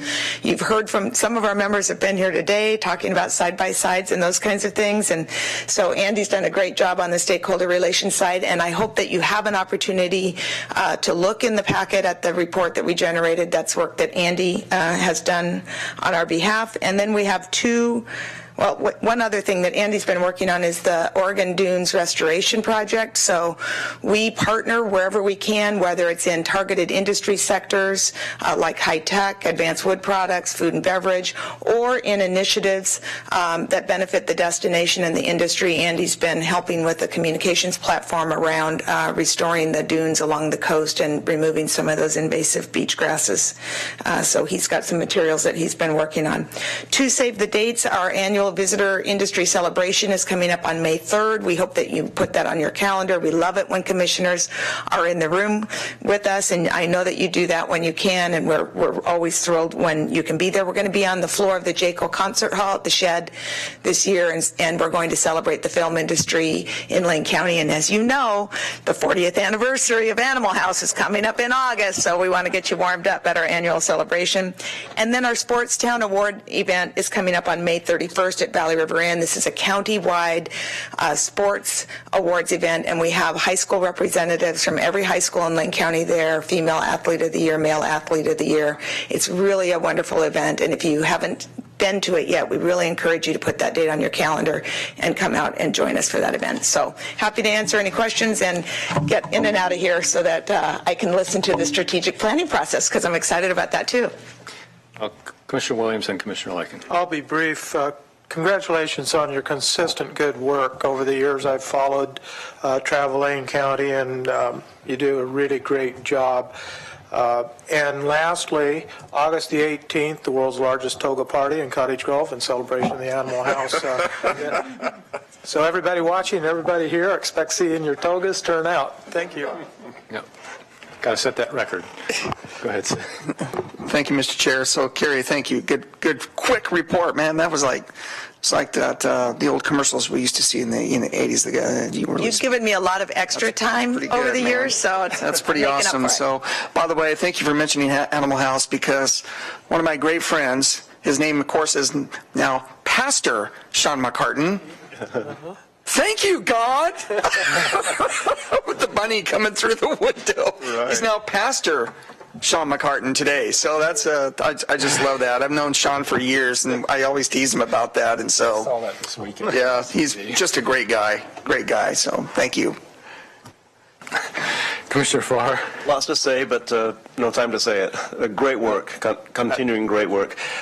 Reminder, it's also the 48th anniversary of Getting Straight. Filmed on the LCC campus with Elliot Gould. All right, well, thanks for that tip. We'll make sure it gets worked into the rollout during the luncheon. It's called Once Relevant, Now Merely Entertaining. So I did get the high sign from Judy that she doesn't mind if she's delayed a few minutes. So you want to see the Florence video? So. Yeah, we could see the Florence video if you get it available, but while you're pulling it out and queuing it up, I have a question that may take a little bit more than 30 seconds to answer. As we look at all this hotel space that we've now achieved and developed in this area, which I know is greatly needed, anyone that's ever tried to book a room during the weekend of the marathon knows it's impossible. So I'm glad to see the added space, but of course there is, how do we expand demand other times? And one of the ways we can do that is through our convention business here in Lane County. Can you talk a little bit about, where we are competing nationwide and what some of our barriers are and what some of the solutions might be? Well, and maybe even more relevant is the landscape within Oregon itself. So we, as you may know, we've had a number of pieces of business that have come into the community at regular intervals. One of them is Associated Oregon Counties, comes regularly. League of Oregon Cities rotates through. Governor's Conference on Tourism rotates through. And there some of those are getting to a point where they're letting us know that it's not going to be much longer and they're going to outgrow the community and they won't be able to bring their business here any longer. We've already lost several pieces of business over time as they've simply outgrown the largest full-service meeting space that we have, which is the Eugene Conference Center that's connected to the Hilton. We used to have 5 conference hotels here. We had the DoubleTree that is now Best Buy. We had the Ramada and the Red Lion that operated independently or together. And so over the years, we've actually kind of gone backwards. And so we did commission a market demand study last year to look at the area, and it told us that we could support space that's larger than what we have now at the Eugene Conference Center. It suggested that we look at something that's currently at 30,000 square feet. It suggested that we had strong market demand for up to around 55,000 square feet of meeting space. And the direction from that early study was to look, since we have a publicly owned asset in the Eugene Conference Center, rather than build something to compete against it, to try and leverage it, either expanding it or building as close to it as possible so that additional meeting space could work in collaboration with that space. It also looked at a couple of sites in Springfield, Gateway and Glenwood. It pointed to downtown Eugene as being the highest and best place to invest in additional public space to get to that 50,000 square foot plus meeting space, but also look to Gateway as being a very viable location with 1,300 hotel rooms out there for overflow. Wherever investment is made and however it gets made, it highly recommends attached hotel rooms because you're often using those rooms as a variable and you're embedding some costs into those hotel room rates that keep the meeting space rates down. So you've got space, you've got food and beverage, and you've got rooms, and you really don't want to build just a standalone meeting space. You want to be able to work all those variables together. So I think both cities are kind of looking at that study. It's always a heavy lift with all of these competing conversations around public investment. There are a lot of ways to get those kinds of projects done and bring a private developer in and get as much private money as you can into a project and reduce public investment to the greatest degree possible. And so we're starting to look at, how could something come together that, in a way that the community felt good about, was right sized for the community, and the ethos of the community could save us some of that business that we're at risk of losing and compete with other communities around the state. So the River House in Bend, 30,000 square feet, Salem Conference Center, 30,000 square feet. We're all about the same size once you're outside of Portland. Hillsboro's investing in a significant space. Salem's talking about expanding. Seaside's going to expand. So we're soon to be not only competing at an equal level, but be behind the second level in the state. We're going to become kind of a third-tier market in the state of Oregon for convention business in the near future if we don't make some plans for the long term. Thank you for that information. And it's important because that if we can locate it downtown Eugene, it will drive a lot of business for the smaller businesses in downtown, the restaurants, the shops, and all that, and make them much more viable with that additional foot traffic in downtown due to conventions. And it's no secret that Lane County currently owns, almost three sides of the land that is adjoining the current convention site. So there is need for us to be paying attention to this conversation as the county and try and see if we can be a partner in the future to assisting maybe in that expansion. So I appreciate that information. It was a leading question. Well, we appreciate you paying attention because the long-term built environment is important, and our hotel stock is spread out all over the place, and somebody needs to lean in and think about that concentration and what it means from an economic development perspective and what we want the built environment to look like 20 years down the road. And sometimes that takes leaning in from the public side, even if you're not paying for it, but to incentivize private development to take place where you want it. And you can only do that if you think about where you want it. So thank you for thinking about it. Thank you. So I think we have a video queued up. I gotta take 10 seconds just to say, Carrie mentioned the Oregon Dunes Restoration Collaborative. Our book, Restoring the Oregon Dunes, The Bid to Save a National Treasure, was just published. It's a coffee table book. It's our strategic plan for the Dunes Restoration Collaborative. It's a great book, and if you'd like a copy, I can get you one. If you happen to be at the Florence Home Show this weekend, you can come by our booth and pick one up. But SaveOregonDunes.org is the website we developed. This is on there in a footbook format and downloadable PDF, so you can learn more there. My commercial is over. I just want to, before you move on from that, I'm really proud of that book too, because that effort was actually initiated from me. You know, when they came out with the Oregon Dunes National Recreation Area 10C management plan, which was actually going to close off vehicle access to a lot of areas of the dunes, and the Save the Riders Dunes folks came to me and were, you know, this is crazy because we're losing open sand because they're, you know, pulling the riders off of it. The real issue is European beach grass and the foredune. I initiated a lot of that conversation with the Forest Service and started the meetings and brought, you know, I dragged Dan Whalen from Senator Merkley's office at the time there with me. I invited June Chadha from Senator Wyden's office there, and that's why you'll see those names in the book.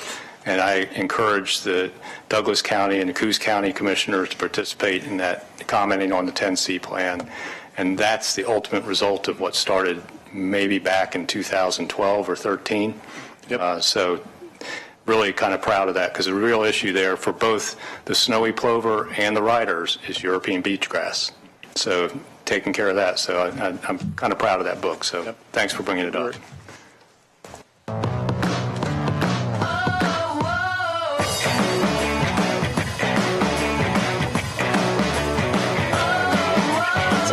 This is one of 10 community videos that we're producing so that each community in Lane County has a non-narrated but upbeat video that covers its attractions and activities that it can use in marketing itself, and then we also use these videos in marketing the destinations. I want to go there.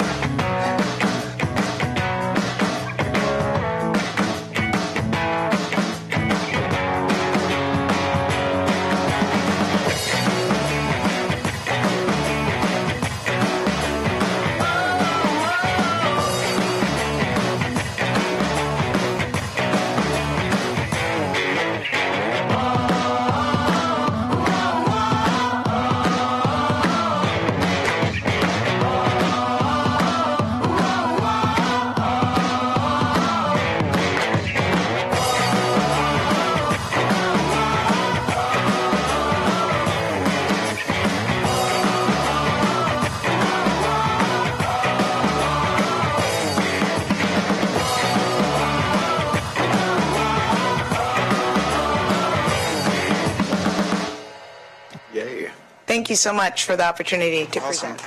Yeah. Great video. Thank you. Thanks, Andy. Thanks for being short. And thank you to the folks from the strategic plan for being a little bit patient so we can get in those last couple things. So with that, we will move on to item 8C, which is a presentation of the 2018-2021 Lane County Strategic Plan. And I think we've got Dr. Banyan here and a few other people. Mr. Chair, I'll just make a couple introductory comments, and then I think Judy is going to tee it up here, and we'll get into the presentation. But we're really pleased to be here with our, I think it's considered a final draft strategic plan at this point. We'll be back in front of the board on March 13th, hopefully for adoption of the plan. A lot of work has gone into this. We're really excited about all the participation we've received from the community and our employees, which we'll talk a little bit about. And we've called this strategic plan not a revolution, but an evolution of the existing plan, and I think it really reflects that so far. We've moved nicely into keeping what has worked really well, but adding to it. I shared with you this morning under our employee recognition the 3 behaviors that we're excited to add. So all that's going to be talked about. And then I think we're going to be looking for the board. Any feedback you have for us at this point, now is a good time to start getting, are we missing anything? And initial reactions to the final draft here so that we can continue to make adjustments before we seek approval on March 13th. So I'll turn over to Judy with that. Sure. Thank you. I'll just be very brief. Chair and Commissioners, thank you for this opportunity. So just a quick reminder, so last summer is when we started planning for the process that we're going through now. So we had a competitive process, and as we were wrapping up our 2014 to 2017 strategic plan. So with that competitive process, we were very pleased with the plan and the proposal from Portland State University. And we did eventually award that contract to Portland State University and their Center for Public Service. And so with that, we're excited to present to you the draft, as Steve was mentioning, and coming back to you March 13th with, in the hopes of adopting that plan. And just a quick reminder, all of this material, including the presentation this morning and the draft plan, is up on our website at lanecounty.org/strategic plan, and you can follow along with this presentation and see that material as well. And with that, I will just do a quick introduction we've got Phil Kiesling, the Director of Center for Public Service, as well as Margaret Banyan, so I'll turn it over. Yeah, thank you. So what I want to do here today is kind of walk you through some of the decisions that were made with the strategic planning process and highlight some important areas, go over some of the measurement tools that we're currently working with, and kind of answer any questions that you have. So we don't have a long presentation, and hopefully you'll feel free to ask questions throughout or save them at the end, whatever you prefer. So with that, I'm going to turn it over to Phil Kiesling first to kind of give us a bit of an intro. Thank you very much. And first of all, full disclosure, Dr. Banyan lived in Animal House a while ago. Maybe if you'd known that, we would not have won the contract. I thought that was a secret. Oh, your secret is now out, Dr. Banyan. Real briefly, I wanted to describe the Center for Public Service, and we very much appreciate the chance to work on this project and how we fit in terms of what our own mission is. The center is, I think, in many ways best understood as a part of our university that tries to connect the world of academics and theory and students with the actual world of practice and the concerns and needs of practitioners in the field. And that connective tissue leads us to do these projects with certain very important principles in mind, probably the foremost of which is co-production. Not doing this from a perspective of, we've got all the answers, but instead sitting down and working with folks in Lane County. And so much cooperation here that we've had from staff, from all of you, has just been wonderful, and very much in that spirit, and informs our work, and it says educates us through the process too. Also, just an observation about how impressed we were with the cooperation and the response we got from your employees and from the public. As you can imagine, trying to solicit and engage very busy citizens and employees in this day and age is never easy, but we have very, very good, robust response for a lot of this, and was very, very appreciative. So the collaboration and the principle that lies at the heart of our work really, I think, is really well reflected, not just in how we went about doing this, but really the product at the end, that thing right in the middle, our people and partnerships.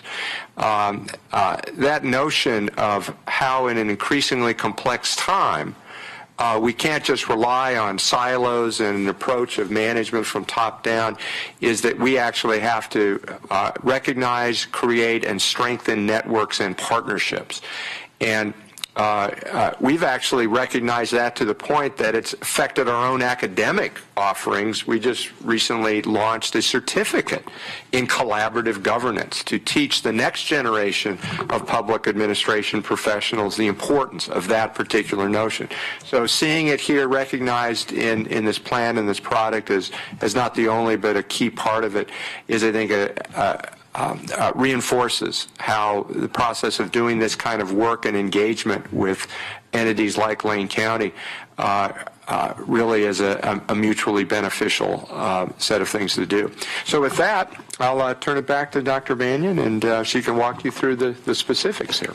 Yeah, so Judy's going to be my slide manager over here, we decided. So in the next slide, what we presented here is what all went into the strategic planning process. So we did talk to you a little bit about all of these steps and the involvement and input opportunities, and we're not yet done taking input, including yours. But the first step we took was we did focus groups with employees and with the community, and that was very valuable because it helped us set what we were going to be asking with the online survey. It also did another thing, is gave us a lot of rich information that we could use in the process. The second thing we did, as you remember, you were all there, we did a project kickoff session, all-day session working together. Some of the photos that you see in the strategic plan were reflecting that process. Again, we got a great deal of really rich information. The strategic plan will have appendices that documents all of that information and a summary of all of these events. So just as background, so you can see the amount of data that we gathered. The third thing we did was a board work session with you. We were really pleased to be able to walk out of there with some confidence that we were moving in the right direction. And we did two surveys. One was with employees, and the second was with the community members. We did get, as Phil mentioned, quite a bit of participation. So the reason why you have two numbers there is because we want to have full disclosure in reporting the survey results. So for employees, 653 employees opened the survey and did something. About 335 completed it all of the way to the end. That's pretty typical attrition rate, but really a great response. So those 335 responses really helped frame some of the detail. It also helped confirm what it is that you were telling us, and it helped confirm what we heard at the work session and the earlier focus groups. Similarly, the community survey, 792 folks opened the survey and did something. About 303 community members made it all the way to the end of the survey. We did not make any of the questions optional. We feel like we get a better response rate that way. So we count the 303 as someone who made it all the way to the end and for the most part answered the questions that were provided. Again, that's a great response rate, and we enjoyed a lot of rich detail in that community survey. We also put up a Spanish language survey that's currently on the website. We wanted to make sure that there was sufficient time to keep that open, and that will remain open until March 1st. So we will be able to update any new information that we get from that survey into the draft that will come for adoption. Is the English language survey still open for the community also? No, sir. We did close all of those surveys. We felt like we needed to have an endpoint so that we would be able to make sure that we weren't getting anything new as we went into the drafting stage. I do love the heat map of where you got responses. Just a lot of folks from Florence, or just on the west side of I-5 right. in general. Yes. Yeah. One additional comment I just want to make about the Spanish language surveys, that we have paper copies we've made available, translated into Spanish and made available, as well as online We also made paper copies available at our community health centers. So those are being distributed directly to residents who are attending there. So we're doing everything that we can to reach out to the community, to various communities, and make sure that there's a broad participation. Yeah, thank you. Good questions. So, and then the final thing we did is an open house. And what we did with the open house, if you happen to hear about it, we laid out some of the key strategic initiatives. We provided the one-pager document, just kind of a summary of the plan, and asked folks what they thought about those key strategic initiatives and what they also thought about partnerships that might be appropriate. Again, we did that for the community. So we had a couple different opportunities to check with employees and community members throughout the planning process, which was helpful. And what was interesting, it continued to confirm the direction that we thought we heard throughout the process. So that's kind of a summary of all of the input and involvement. We will add this meeting to the list later on after we complete it.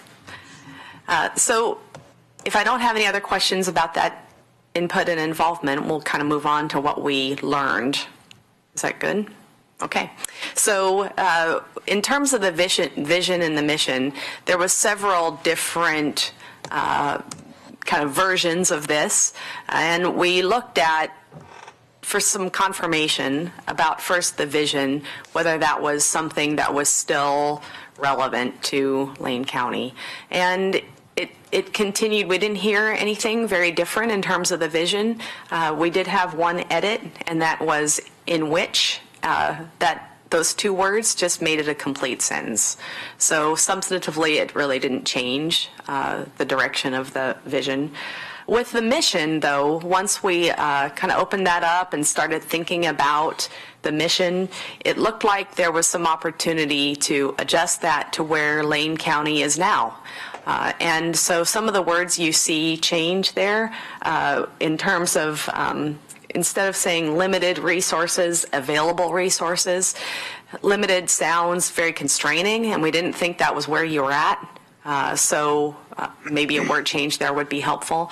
And then the other pieces here, instead of customer focus, we really thought about that word customer versus community. And we heard a lot about community throughout this process. And so community centered really was more where it started to kind of come to light that that was where Lane County might be at. And then the last pieces here in terms of community-centered services with passion, drive, and focus. Those are the additional words kind of reflective of the core behaviors that Steve talked about earlier. So we can take feedback on that now, or we can wait to the end. What's your preference? Go ahead. No, and I appreciate that. Thank you, Mr. Chair. And so I just want to say thank you, because I got to tell you, I haven't brought out a thesaurus, everything else I could think of to figure out how we replace that word limited. And I want to say thank you, because that is such a more positive, just that replacement of that word is so much more positive. I mean, when I was looking at that going, how in the world do we get rid of the limited? What can replace limited? Because that word is just, you're right, it's constraining. But available, it's a better feel. And I want to say thank you for that, because as you know, maybe you don't know, I always have my wife double check everything that I write, because I'm not very good at it. So the fact that you're able to come up with this is I just want to say thank you very much for that. That word available has such a positive piece to it over the word limited. One word. Isn't that amazing what one word can do? And so thank you very much for that.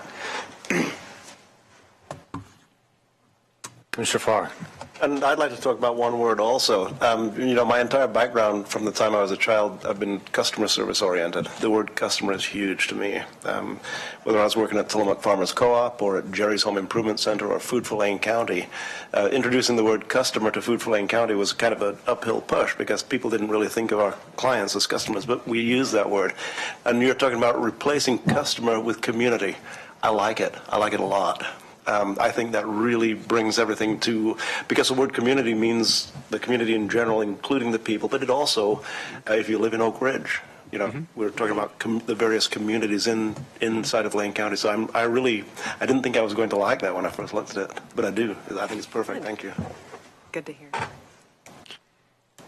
Okay, so if there's no more comments on that, I'll move on. Of course, you're free to make comments on this later. So the next slide, really, we talked about, and we continue to talk about this through the process. How do we think about this list of values in a way that works for the county as a whole, but also works for its employees? So again, we thought about that in the kickoff. And some of the suggestions came forward to add a purpose. So this value statement became 3 different levels of statements. One is purpose. And an addition of a purpose kind of helps bring to light sort of what the organization is about. And the purpose being proposed to improve lives. And then the second piece of that is in terms of values. And we talked about what are these values? Are they internal? Are they external? Is this what the county stands for? So bringing the values down to 3 core values, which is integrity, excellence, equity, and respect. So those 3 sort of become what the county is about, and then we move on to maybe core behaviors and what the county necessarily expects of employees, and those being passion to serve, drive to connect, and focused on solutions. So that sort of brings to light, I think, some more richness in terms of the value statements. So we can take some feedback now or move on, whatever your preference might be. I'd like to just add a little bit of context there on the purpose statement. The question is, why do we exist? Why does Lane County, not what do we do? I think our mission sort of reflects what it is we do. Our vision reflects what we aspire to. The purpose is, why do we exist? And to me, the value of articulating what our purpose is it creates a common point of identity for all of our employees. That if you're a waste management fee collector or a medical assistant, at one of our transfer stations, a medical assistant in one of our clinics, an accountant in our finance office, an election worker, you may think that you don't have a lot in common in terms of the work that you do on a day-to-day basis, but all of those individuals, every single person in our organization has a singular common purpose. Everything that all of us are doing in this organization is focused on improving lives in our community. So I just want to reflect that. We had a lot of discussion about that with various folks throughout the organization. Well, we should talk more about the services we provide. That's not the question with your purpose. The purpose really is about not what we do, but why we are here. And then our values, I think, are intuitive, but these are the basic things that we expect from everyone in our organization. And then our behaviors, really, as we talked about this morning, are the things that we want to lift up and articulate and reinforce. We have people like Liliana and Carolina in front of us. What are those 2 individuals? And we're looking to hire outstanding, talented employees. We're looking to promote people within the organization, retain individuals here. What are we looking for? We're looking for those 3 behaviors: people that have a passion to serve, people that are driven to connect, it's about relationships, and people who are focused on solutions, not on problems. So I just wanted to add a little bit of flavor to sort of what those reflect and how we're thinking about using those within the organization. I'm really excited about it. This doesn't get to the specific goals. Can you tell that I'm excited about this? I don't get it. We'll get into the specifics of all the goals, but these are the things that will remain relatively constant over time, and we can reinforce in creating a culture in our organization that is really outstanding. Yep. Thank you. So, I share Steve's excitement, and we know Steve has absolutely no excitement around strategic planning at all. But and that excitement and carrying that strategic plan through our organization has led to the successes we've had over since we hired Steve. So, his excitement is worth having. And I really like the new breaking up of that. I just have to say, to improve lives has to be the most succinct way of saying establish justice, ensure domestic tranquility, provide for the common defense, promote the general welfare, and secure the blessings of liberty to ourselves and our posterity. I mean, is that, exactly what you're saying there? We said it in the preamble, and now we're saying it right here, and it's really very succinct, because to improve lives includes all those actions. If only we'd been around then and might have given John Adams and Thomas Jefferson some advice on it, Mr. Chair.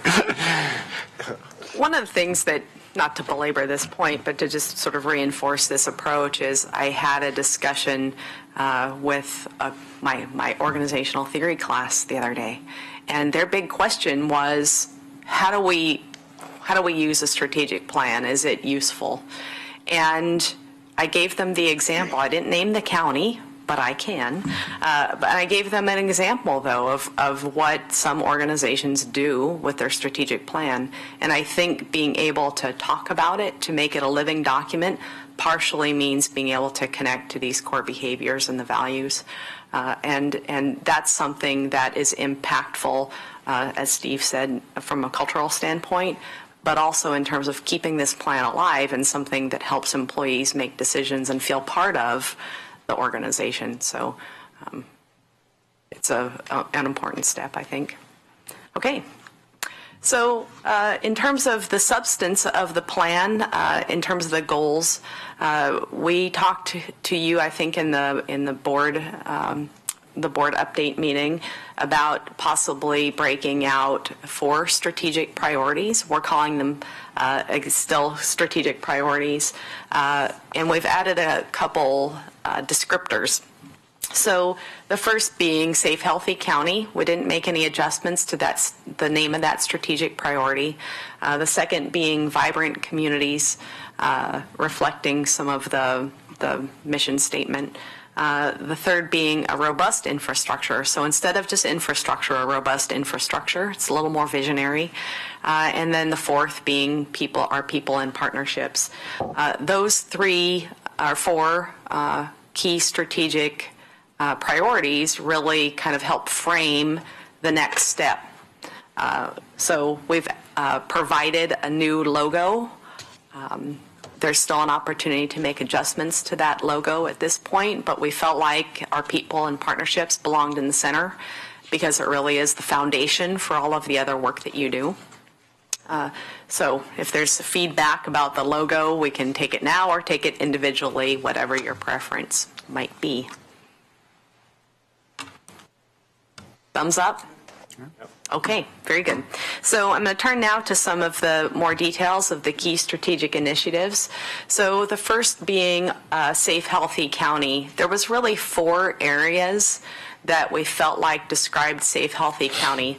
And I want to make this point that the work that Lane County does is comprehensive. So I think as we talked before in the kickoff and some of the other events that we did, all of the work that county employees do falls under one of these strategic priorities at some level, right? But what's a strategy and what defines a strategic plan? How is it different from just documenting all of the work that gets done on a daily basis? So the way we thought of these strategic initiatives connected to a priority were what is impactful enough to leverage that big priority, what is overlapping and may describe the work of more than one department or more than one organization if you've got partnerships that deliver on that service or that activity. So we thought broadly about sort of where is the center here and what initiatives are going to move that priority or be more likely to move that priority forward. What's new or what's different than what you're already doing. So we aimed, and that was a bit of a struggle, to not reflect things that are ongoing because you're doing good work ongoing already, right? So this plan needs to focus on what's new. So there's 4 areas, and one, we really reflected this idea of housing, both affordable housing and workforce housing, as well as housing for homelessness. So there's a lot in there, and there's a lot packed in that first initiative. I'm pleased to see that's 1A. Yes. We did get feedback, by the way, from the community that needed to be 1A. A lot of community members felt like that was the core to being able to provide, to build on the other priorities that you have. But again, there's a lot packed in there. We know that some working on housing is both program, but it's also bricks and mortar. I mean, there's components there that need to be teased out, right? It's still a lot in there. So then the 1B really is focused on the health of residents. We really focused a lot and got a lot of feedback on behavioral health, including mental health and substance abuse. But we also got feedback on the physical health of community members. So addressing things like obesity or tobacco use, we did get feedback on the health of members. And more importantly, I think the feedback was around access. And there's some thoughts about how are people accessing the resources that are available. Then the piece about youth is also embedded here, in that if there's preventative measures, maybe that's an opportunity to work with youth and sort of set things on the right track early on. The third thing in terms of Safe Healthy County is around public safety. And again, there's 2 things with public safety. One is the service delivery element and providing equitable service delivery across the county, which we know is a challenge. So service delivery is 1C, and then 1D is really more about reducing recidivism. So the program elements that keep people out of jail, that keep people from entering the system in the first place, those are sort of captured under 1D. Thoughts about that? Thank you, Mr. Chair. And so, Commissioner Farr I totally agree. I think 1A, I think that's really, really good. And by the way, I think it's interesting to note that currently Governor Brown, as well as the leading Republican contender running for governor, both have talked about Lane County's innovative approach, especially through our Poverty and Homelessness Board. And I know Commissioner Farr has been very active and passionate about that, but it's also a testament to our staff, of course, led by Steve Manella. And but I think that says something when you have the front runner of the Republican side and Governor Brown herself call out Lane County in particular in our approach. That's something that really talked, and frankly, I give that to not only from our boards and saying we strongly support that, and having Commissioner Farr, of course, as our liaison on that, but that's a testament to our staff and really hearing what's out there and what the community is looking for, and how Lane County really, when you look at all the incorporated cities and unincorporated areas, we're the focal point.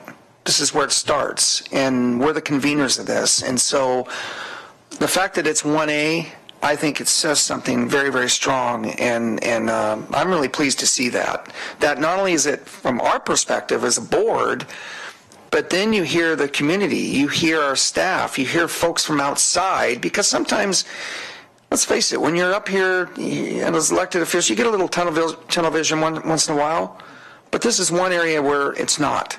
And so I really appreciate that, hearing back from that on that specific issue, and the fact it's 1A, I think is a strong telltale sign. So appreciate that. Thank you. Commissioner Sorensen. I just wanted to comment on some of this language, and fundamentally I'm in favor of it, so I'll just say I'm in favor of it. But I want to point this out, that sometimes in government documents, in an effort to try to cover the complexity of a problem. We use words like we're going to reduce the incidence of homelessness. Well, how are we going to do that? Are we going to not count people? Then we're going to reduce the incidence of it, at least the reported incidents. How aggressive are we going to be in this language? And I think if we're too aggressive, then people will point out and say, well, you didn't do what your key strategic initiative was, right? You didn't eliminate homelessness. Or, gee, we're going to enhance public safety funding. Well, how much enhancement are we talking here? And so I think you've struck the right balance, but I'll just say that some people, and maybe that doesn't matter, in our pluralistic society, some people will say anything about any topic, but it seems to me that if there's an effort, if it can be an effort to say, and perhaps that's later to come in other, layers of this plan, of what we're going to be doing. I think that would be helpful. A lot of times when I meet with people that are leaders in the community in some field that's not directly connected to Lane County government, they know so little about what we do that if we told them what we were going to do, it might help them understand. But and really that's part of the complexity of any topic, is that until you've worked in it for a while, you won't know that much about it, and unless you have access to readable materials and can absorb it and have the time to absorb it, you may not be able to really absorb it. But personally, I like the A, B, C, D. It doesn't strike me as D means barely above failure and A means excellent. It doesn't mean that to me. It doesn't mean we're going to do A before we do D. I think numbering maybe would bring that to my attention. Oh, number one thing is this. So I think it makes it clear that all these things are important. So anyway, thank you. So I will note that starting on page 10, of the draft plan, there is detail into some of the key activity areas that lists some of the things you're talking about, such as under the housing, identify and implement programs for supportive housing, short-term transitional housing, long-term and permanent solutions to address homelessness. So there is a little bit of that fleshing out that's in the detail that's not on the slide. So if you flip to page 10, it might be helpful. Thank you. You go from vision to mission to strategies to tactics, and that's I think you've done a superb job throughout the document. But regarding A, B, C, and D, just on item B, for instance, increase access to prevention and treatment services. Increase access sounds vague, but then even in the balance of that sentence, you start to define what increased access and where we would increase access.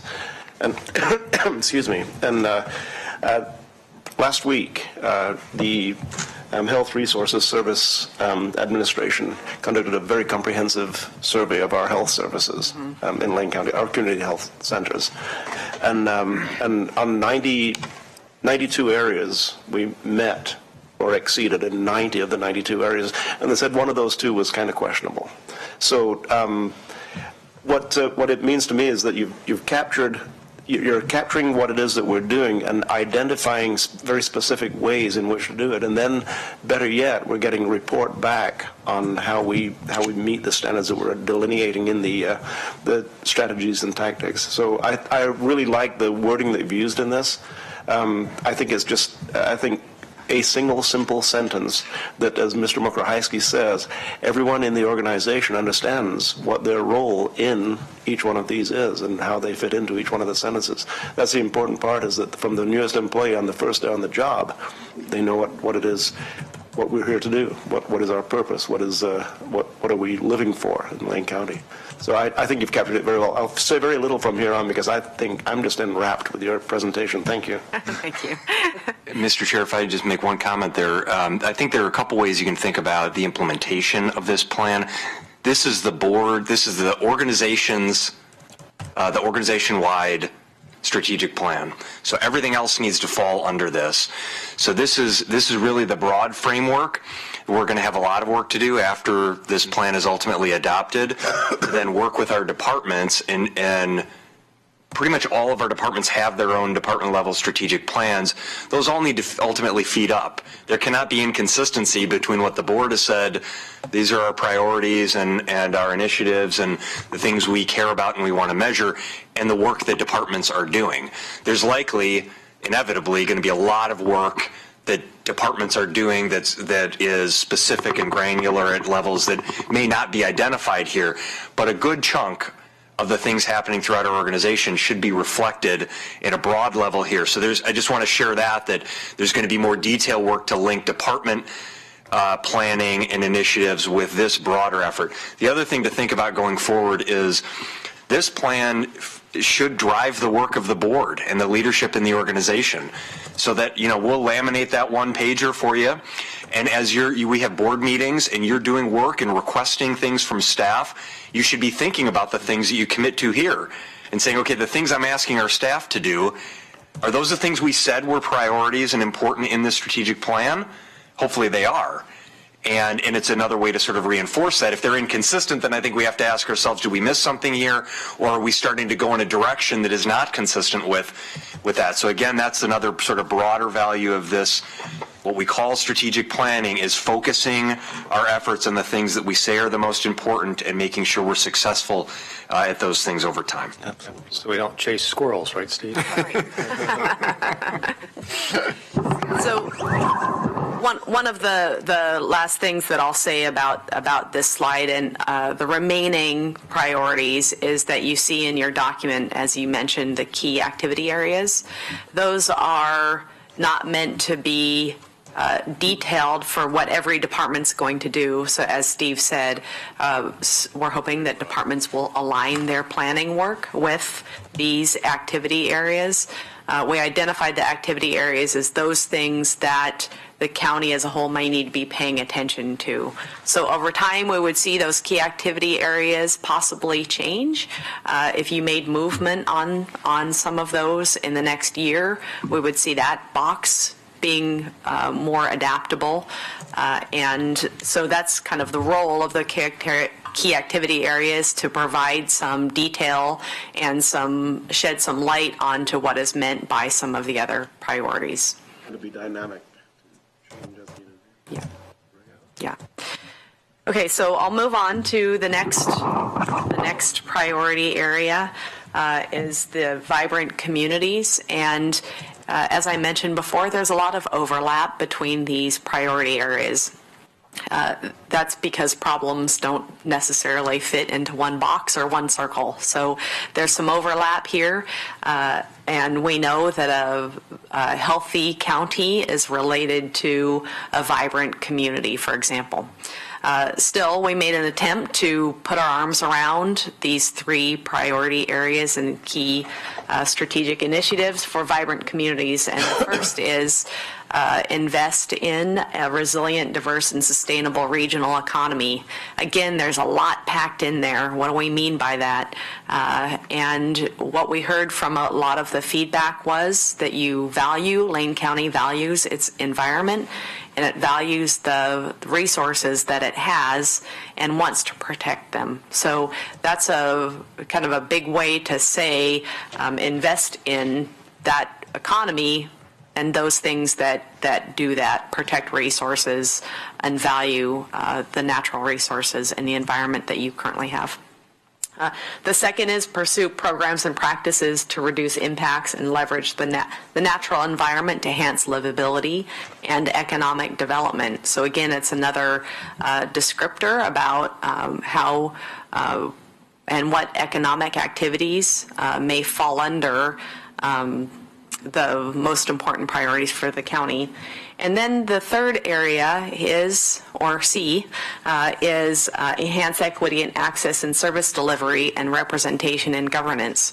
So what that's really meant is there was a lot of feedback about enhancing equity in the county, and it's a big concern that we heard over and over. How do we do that? And is it in the economy that we enhance equity. The feedback that we got, really, there was 2 areas that were most important, and one is involvement in economic activity, and then the other was governance. So that did also include some of the rural areas. We really heard a lot during this process about focusing on the rural areas and access for rural areas. So that captures some of that sentiment as well. Mr. Chair, can I add something to this that just struck me?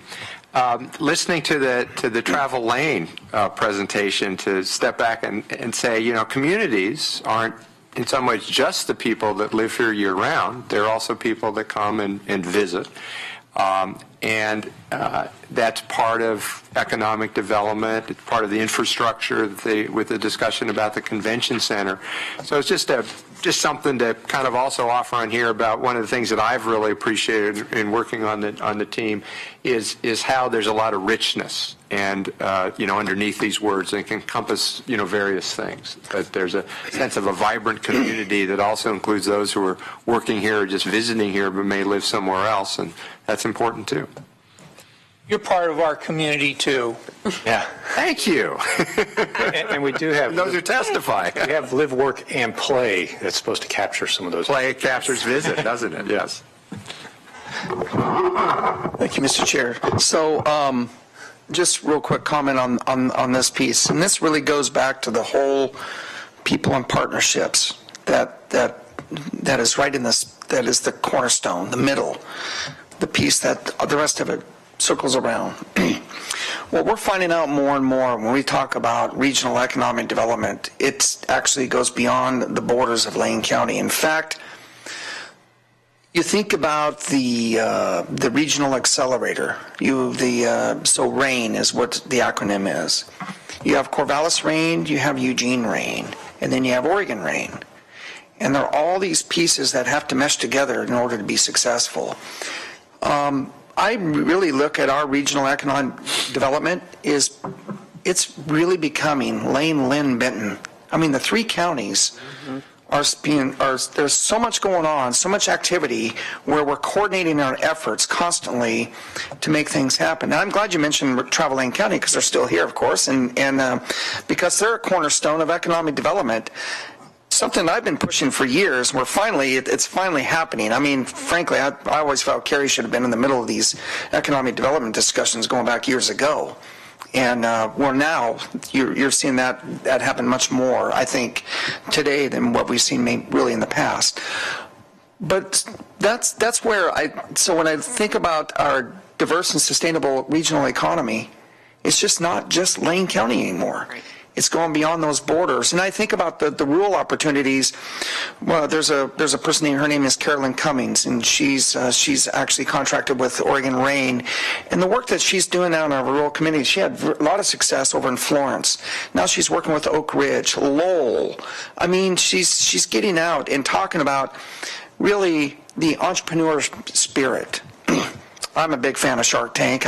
I don't miss it. I even love the reruns. I can't get enough of it. So, but to me, that's such a big part of where Lane County is going and how we're going to continue to build on that. And so, but it goes back to that cornerstone piece, people and partnerships, and how important that's going to be for us to be successful. Government can't do the same we did 20, 30 years ago. I mean, we have to be thinking constantly out of the box, communication, working together. Otherwise, we're just going to get left behind. And I know that for most of us, or for I think all of us in this room, that is not acceptable at all. So you're hitting on some things I think that are just so crucial and will really help us with the next 3 years, our strategic plan, because I can't believe how much we have on our plate over the next 3 years. It's, as you step back and look, you're going, God, how are we going to get this done? Well, but at the same time, it's really, really exciting. So, thank you. Okay, so we'll move on to the third area, robust infrastructure. I want to make sure we're okay on time. We only have a few more left. So robust infrastructure, this is another area that came up a lot during the process.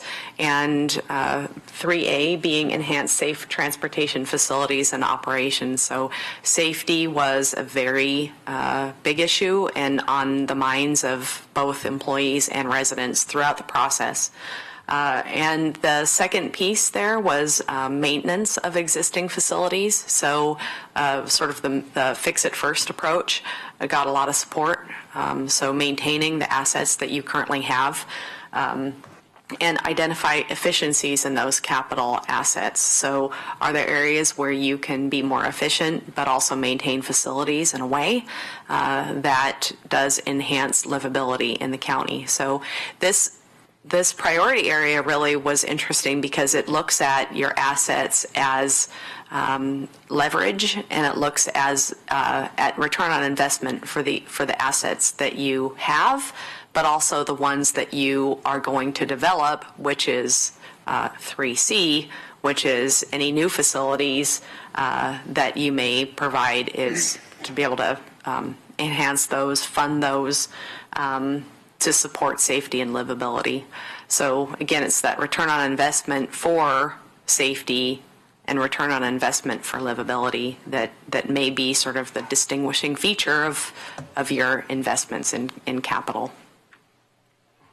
Okay. Sorry, Mr. Chair. So, you know, what's really interesting. Almost excited about this. I almost on some parts of it, I guess. So, but you know, a few years ago, I was actually asked to serve on the statewide advisory committee developing the 20-year bike ped plan. And when they first asked me, I asked the question back as, what do you want me for? Because at the time I was driving a Ford Expedition. Mm-hmm. What do you want me on this plan for? You know who else was on the plan? Bob Russell from the Oregon Truckers, Craig Campbell from AAA, myself. Yes, they had the bicycle advocates as well, but they wanted such a diverse group and talk about the, you know, how do we move this plan forward? At the end of the day, you know what we all agreed on? I mean, without hesitation, bike ped is part of the transportation system. Right. And shouldn't be over here, over there. The biggest issue, of course, is how do you get it funded? You know, how does it not, you know, fight with funding with other areas? But we started off with this is part of the transportation system, and from there we were able to move forward and get an agreement. And the biggest piece that I really pushed for, along with Commissioner Boehne, because she, of course, comes from local government as well, making sure local governments had flexibility, because a bike ped plan in LeGrand may look different than the bike ped plan in Portland. In fact, I guarantee it will look different. But you have the 20-year plan, allow flexibility with local governments, and then you come together. And that's the thing I really appreciated that, because I almost laughed when I walked in. I go, well, I don't feel so bad. Bob Russell's in here, you know, representing the truckers. Well, guess what? Ended up working out great, but making sure we all had that diverse input and making sure the plan was developed, and now there it is. And it allows local governments to really put things together and be successful. And to me, this is all part of it. And it really works well. And so you're right, Mr. Chair, I'm pretty excited about this strategic plan, because we used to do this in Springfield. And it's really how we were able to have the successes we were able to have. Strategic planning and annual goal setting, had to do it. And you're able to kind of, while you'll always have those areas that you're not expecting, that's going to happen. That's just going to happen. But at the same time, it kind of curtails some of the noise, and you can stay focused on what your community wants. So appreciate this.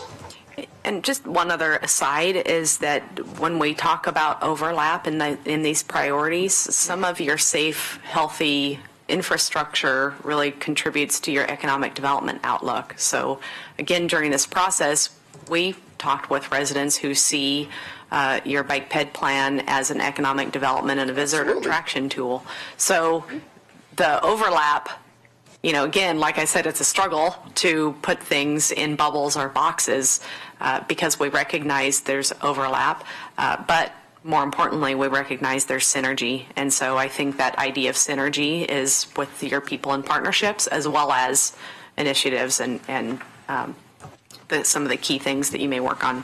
So moving on, the last piece is in the center. So maybe a misnomer to call it the last piece, because it's really what we think is the core of the foundation of the strategic plan, our people and partnerships.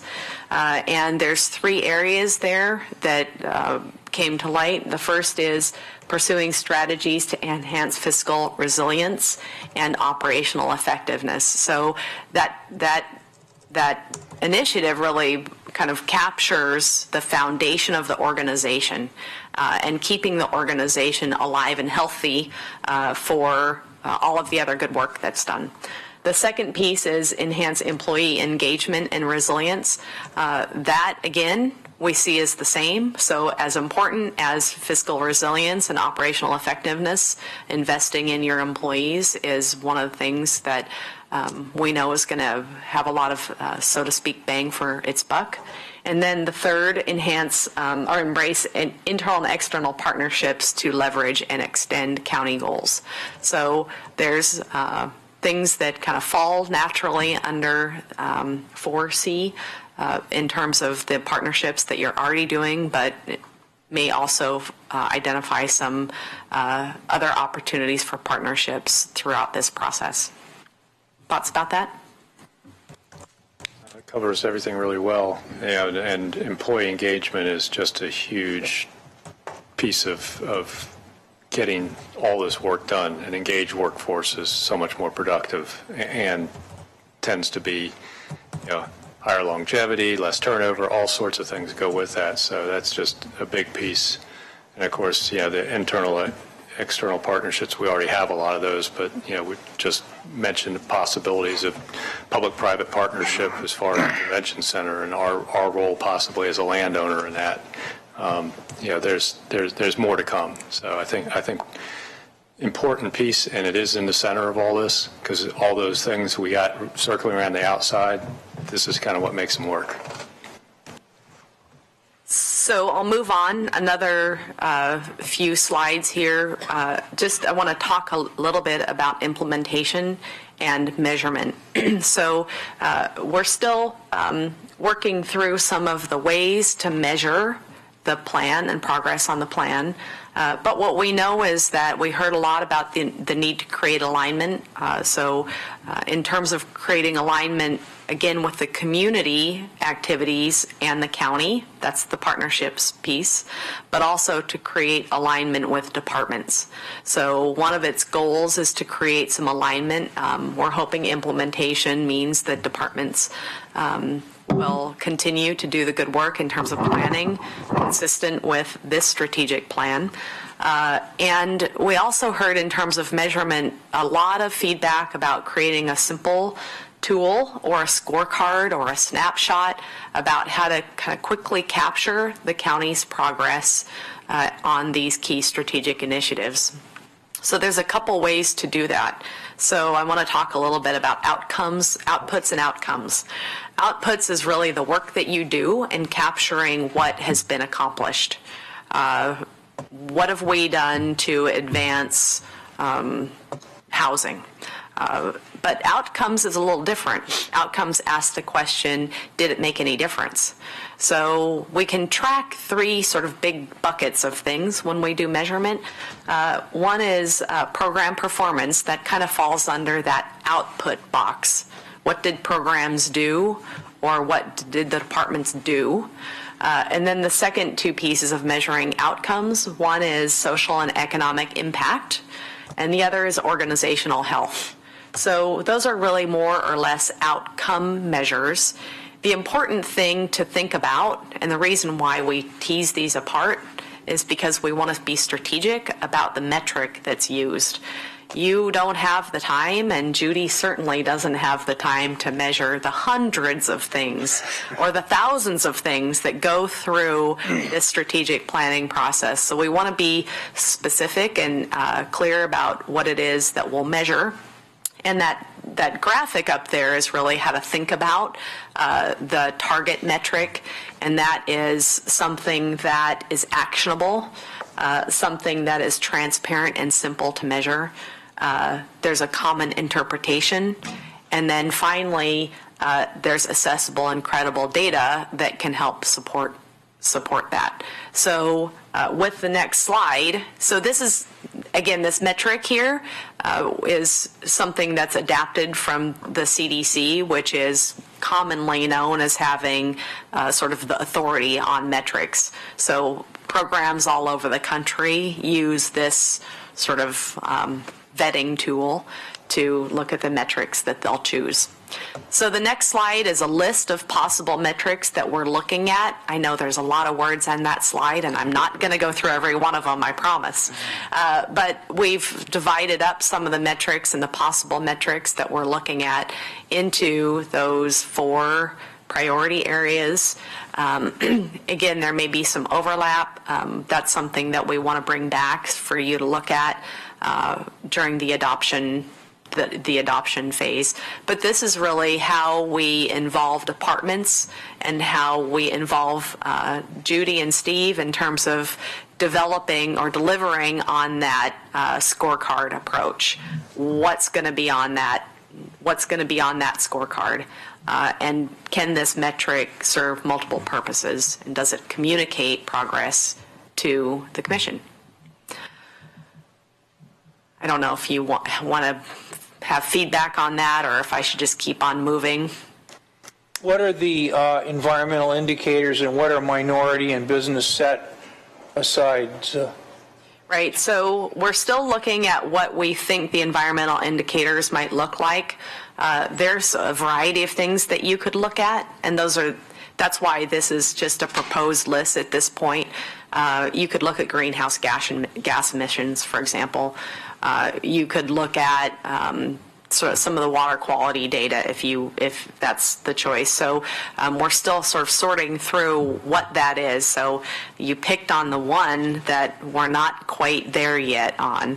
But the other minority and business set-asides really captures the contracting business that the county does, and whether that's representative of your diverse business environment.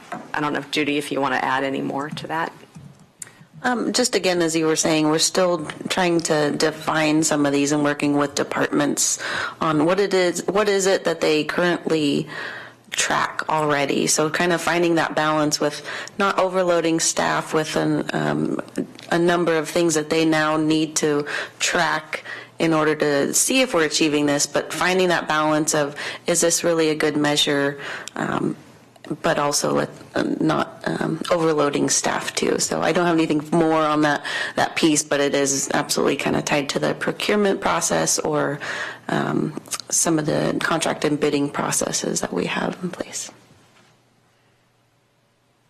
So the only one I will make a quick comment on is the public safety response time and first-time arrests.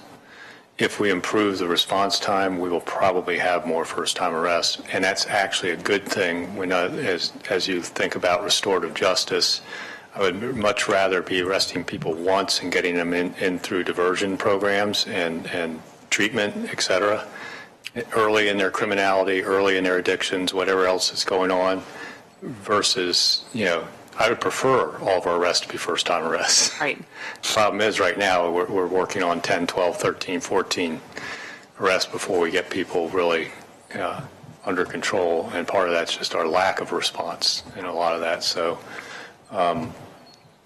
those two metrics might need some work to the interrelation. The interrelationship between them. Yeah. We do track recidivism, and the Public Safety Coordinating Council does as one of their metrics, 3-year recidivism. And there's two aspects of that, versus a parole and probation. And I think the balance here is, how do we, and this is something that you'll have to work with when the results come back. So it's a great example of we're going the wrong direction with this measure, but not necessarily, right? So the interpretation of the measure is important in terms of how you look at that measure in context of the whole strategic plan. And that's that one part of the circle is a common definition. Right. So absolutely. When we're measuring something, everybody agrees this is what it means. Right. What it means. Yes. Yeah. Right. Is important.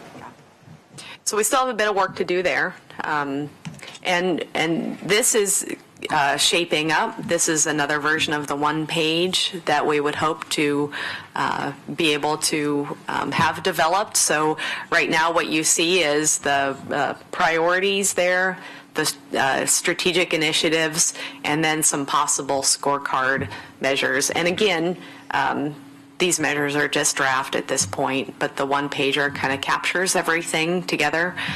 You'll see more or less a final version of this at adoption. But we did want to provide the graphic about what we're thinking in terms of what that one-pager might look like. Good. And then just quickly, the next steps. We want to respond to your feedback here, look at the measures, and finalize them. We'll be incorporating additional survey input and additional survey data from the Spanish language surveys that are out, moving towards the tentative adoption on the 13th, and then finalize and deliver the document at that point. I think that's the end of my presentation. So any additional feedback, recommendations you may have? Commissioner Farr. Thank you. And Ms. Mokrajewski, congratulations. You made a great selection. I'm looking at what you presented, and based upon the input that I witnessed you receiving, you've done a superb job of bringing everything together and matching it with the direction we are already going as a county. And it doesn't look unfamiliar. Everything looks very familiar. And Commissioner Lyken talked about the importance of having everyone involved, each person involved in the organization, in the outcomes and the ultimate measurements.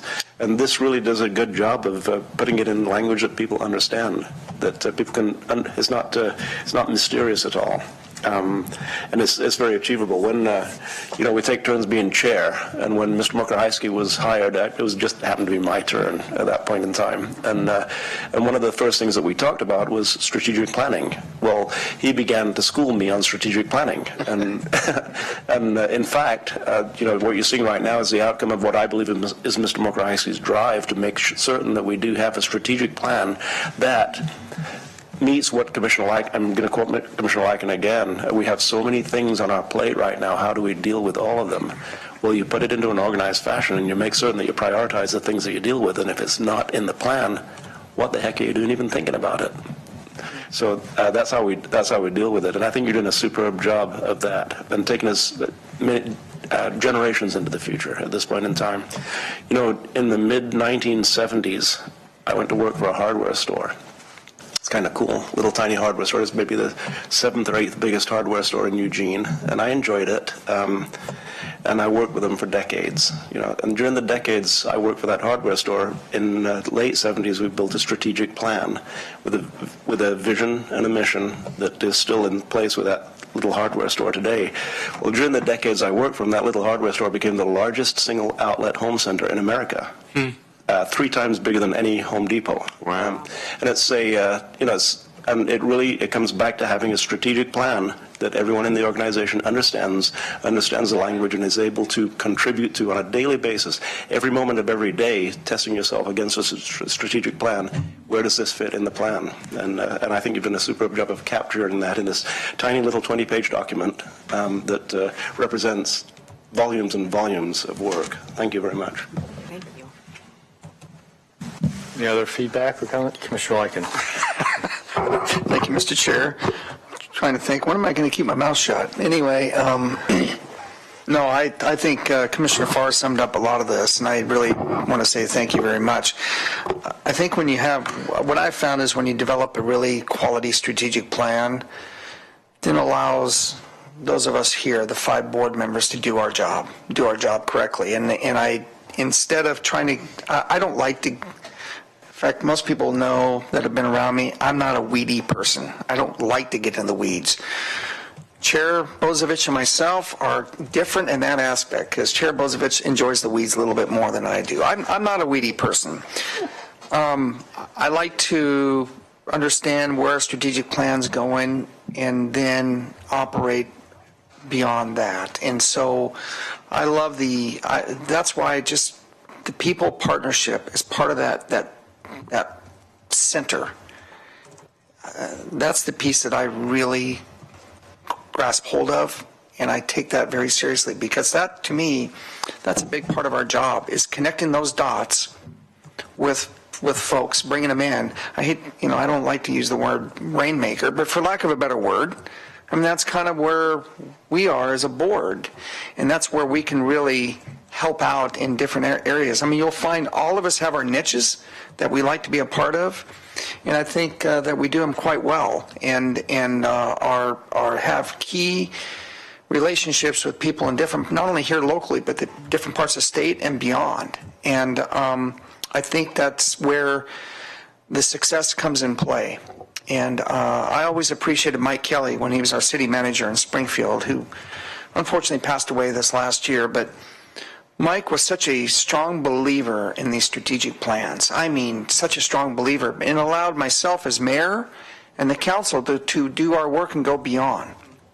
And because we always knew that the city was going to be ran how we expected it to. And because of all that strategic planning, that training, those things that you don't expect, I look back and I marvel really at the response that occurred when the Thurston shooting happened.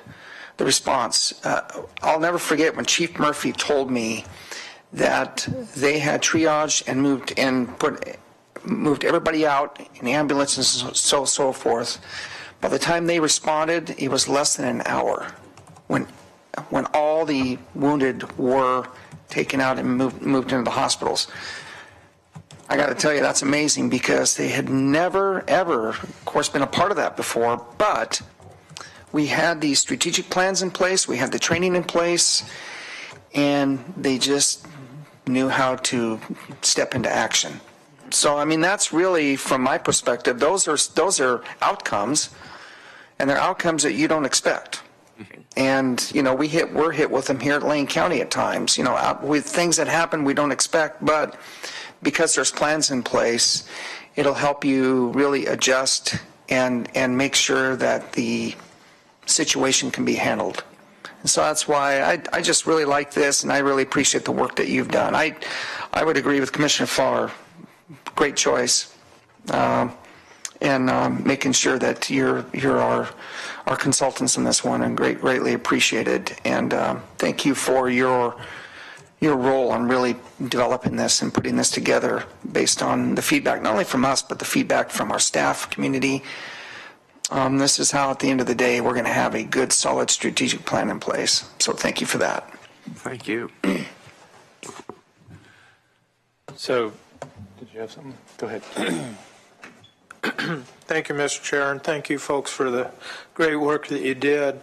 I can be pretty brief here. What this endeavor has done for me is focus.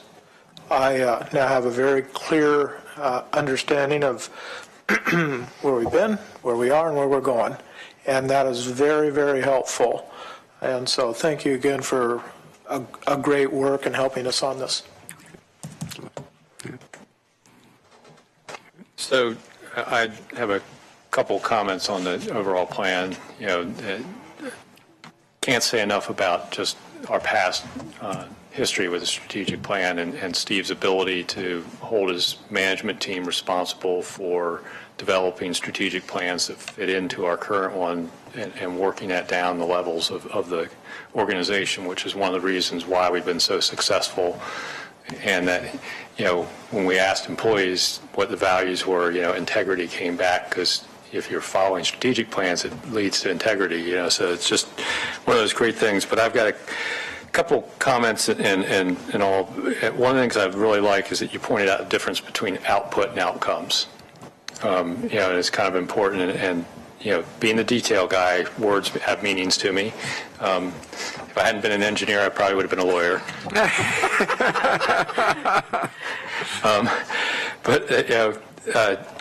We could have output. We could measure, how many Section 8 vouchers we have available. Well, that doesn't mean a dang thing if we don't have landlords willing to participate in the Section 8 program. Mm-hmm. Then the outcome is we're not actually increasing the people housed. So if you're measuring an output and not an outcome, measuring the number of people housed is the important thing. So I think it's such a great distinction and important. So and measurements are important to me because measurements have to have meaning and all that stuff. And diving back into my engineering past a little bit, there was a rule that was put out to protect the public from cryptosporidium. And it was basically that you had to get 3 log removal of turbidity from your raw water to your finished water through a treatment plant. Well, Eugene's raw water source is so clear and such low turbidity, they can't achieve that. It's impossible. It starts, so that measurement of an outcome of protecting people from cryptosporidium was meaningless that the EPA put out. And they had to actually negotiate with the EPA to actually go to particle count as to how they measured their achieving that. So, that is such an important thing to make sure the measurement actually has meaning to the outcome and all that. So, which gets me to 2 particular measurements that I'm a little concerned about, one of which is age of capital assets. Condition is what really is what the outcome we're looking for. Right, not just the age. Yeah. I can have a roadway or bridge that's really old, but if I've been keeping up on the surface maintenance of a roadway and protecting that roadbed from deterioration, it's a lot younger road than maybe a road that was built 10 years ago that I never ever put any sort of fog seal or surface course on and let the roadbed deteriorate. So, when we talk about capital, same thing with buildings. You can have a very new building that you haven't protected the building, done any maintenance on the envelope, and it starts leaking, and you start getting internal damage. That building can actually be much older condition-wise than a very, very old building that you've continually maintained. So, City of Portland has exactly that kind of civic building right now that you may know about. Yeah. So very new, but so in particular, that was one measurement that needs some help. Yeah, good. That's a very good thought. Yeah, asset management. I got pretty involved in that as an engineer, so that's really got to be careful about age versus condition. Yep. So.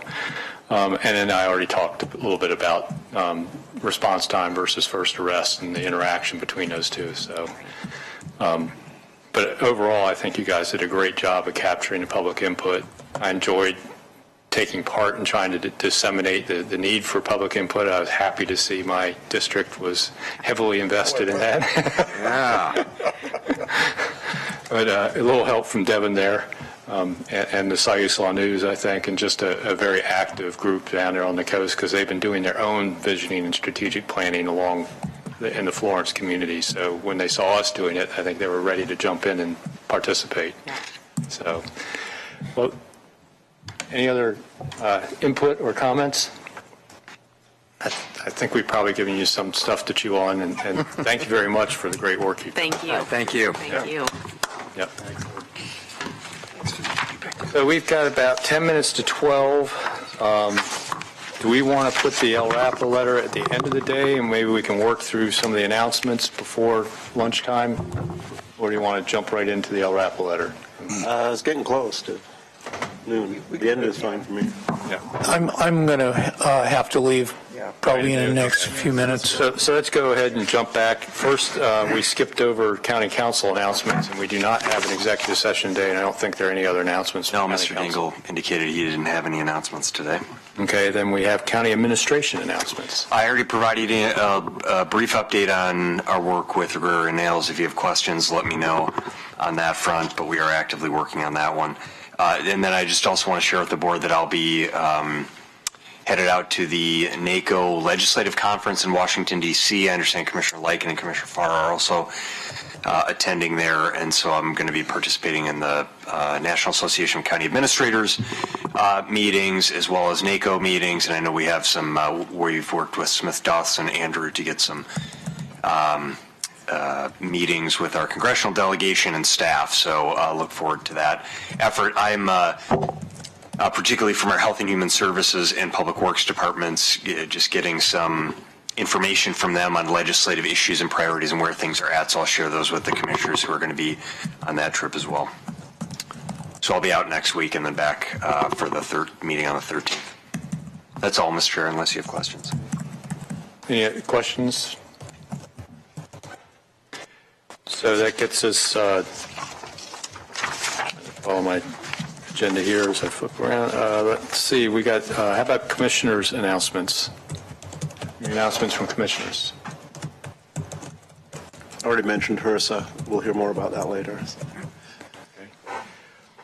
Okay. Agenda team requests and work session requests.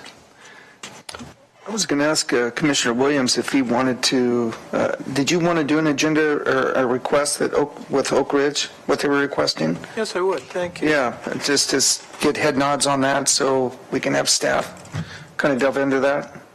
Yeah, and I'd like to not have that limited to Oak Ridge because there is a, on the Florence area. Okay. I can get the side-by-sides down to the South Jetty area. It would be huge, but of course that's going to take some work with state.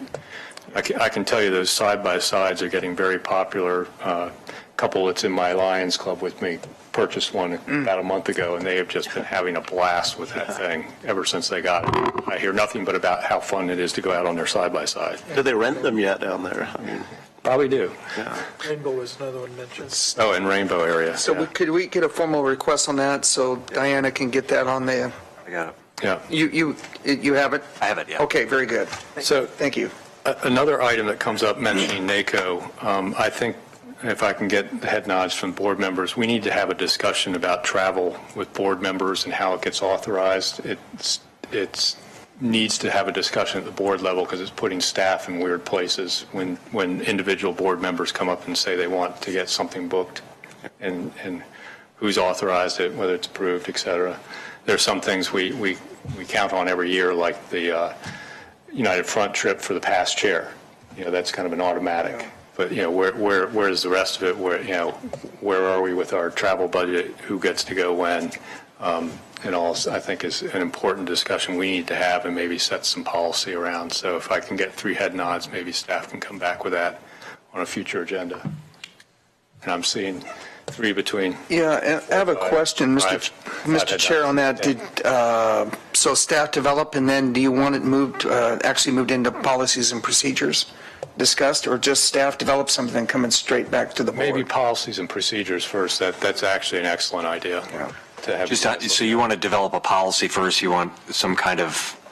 Yeah, because there ought to be something that defines some of that and what's, so that we're not putting Diana or somebody in a position of how do they respond to a commissioner that says, I've got this trip coming up, I want you to book airfare and hotel for. Yeah.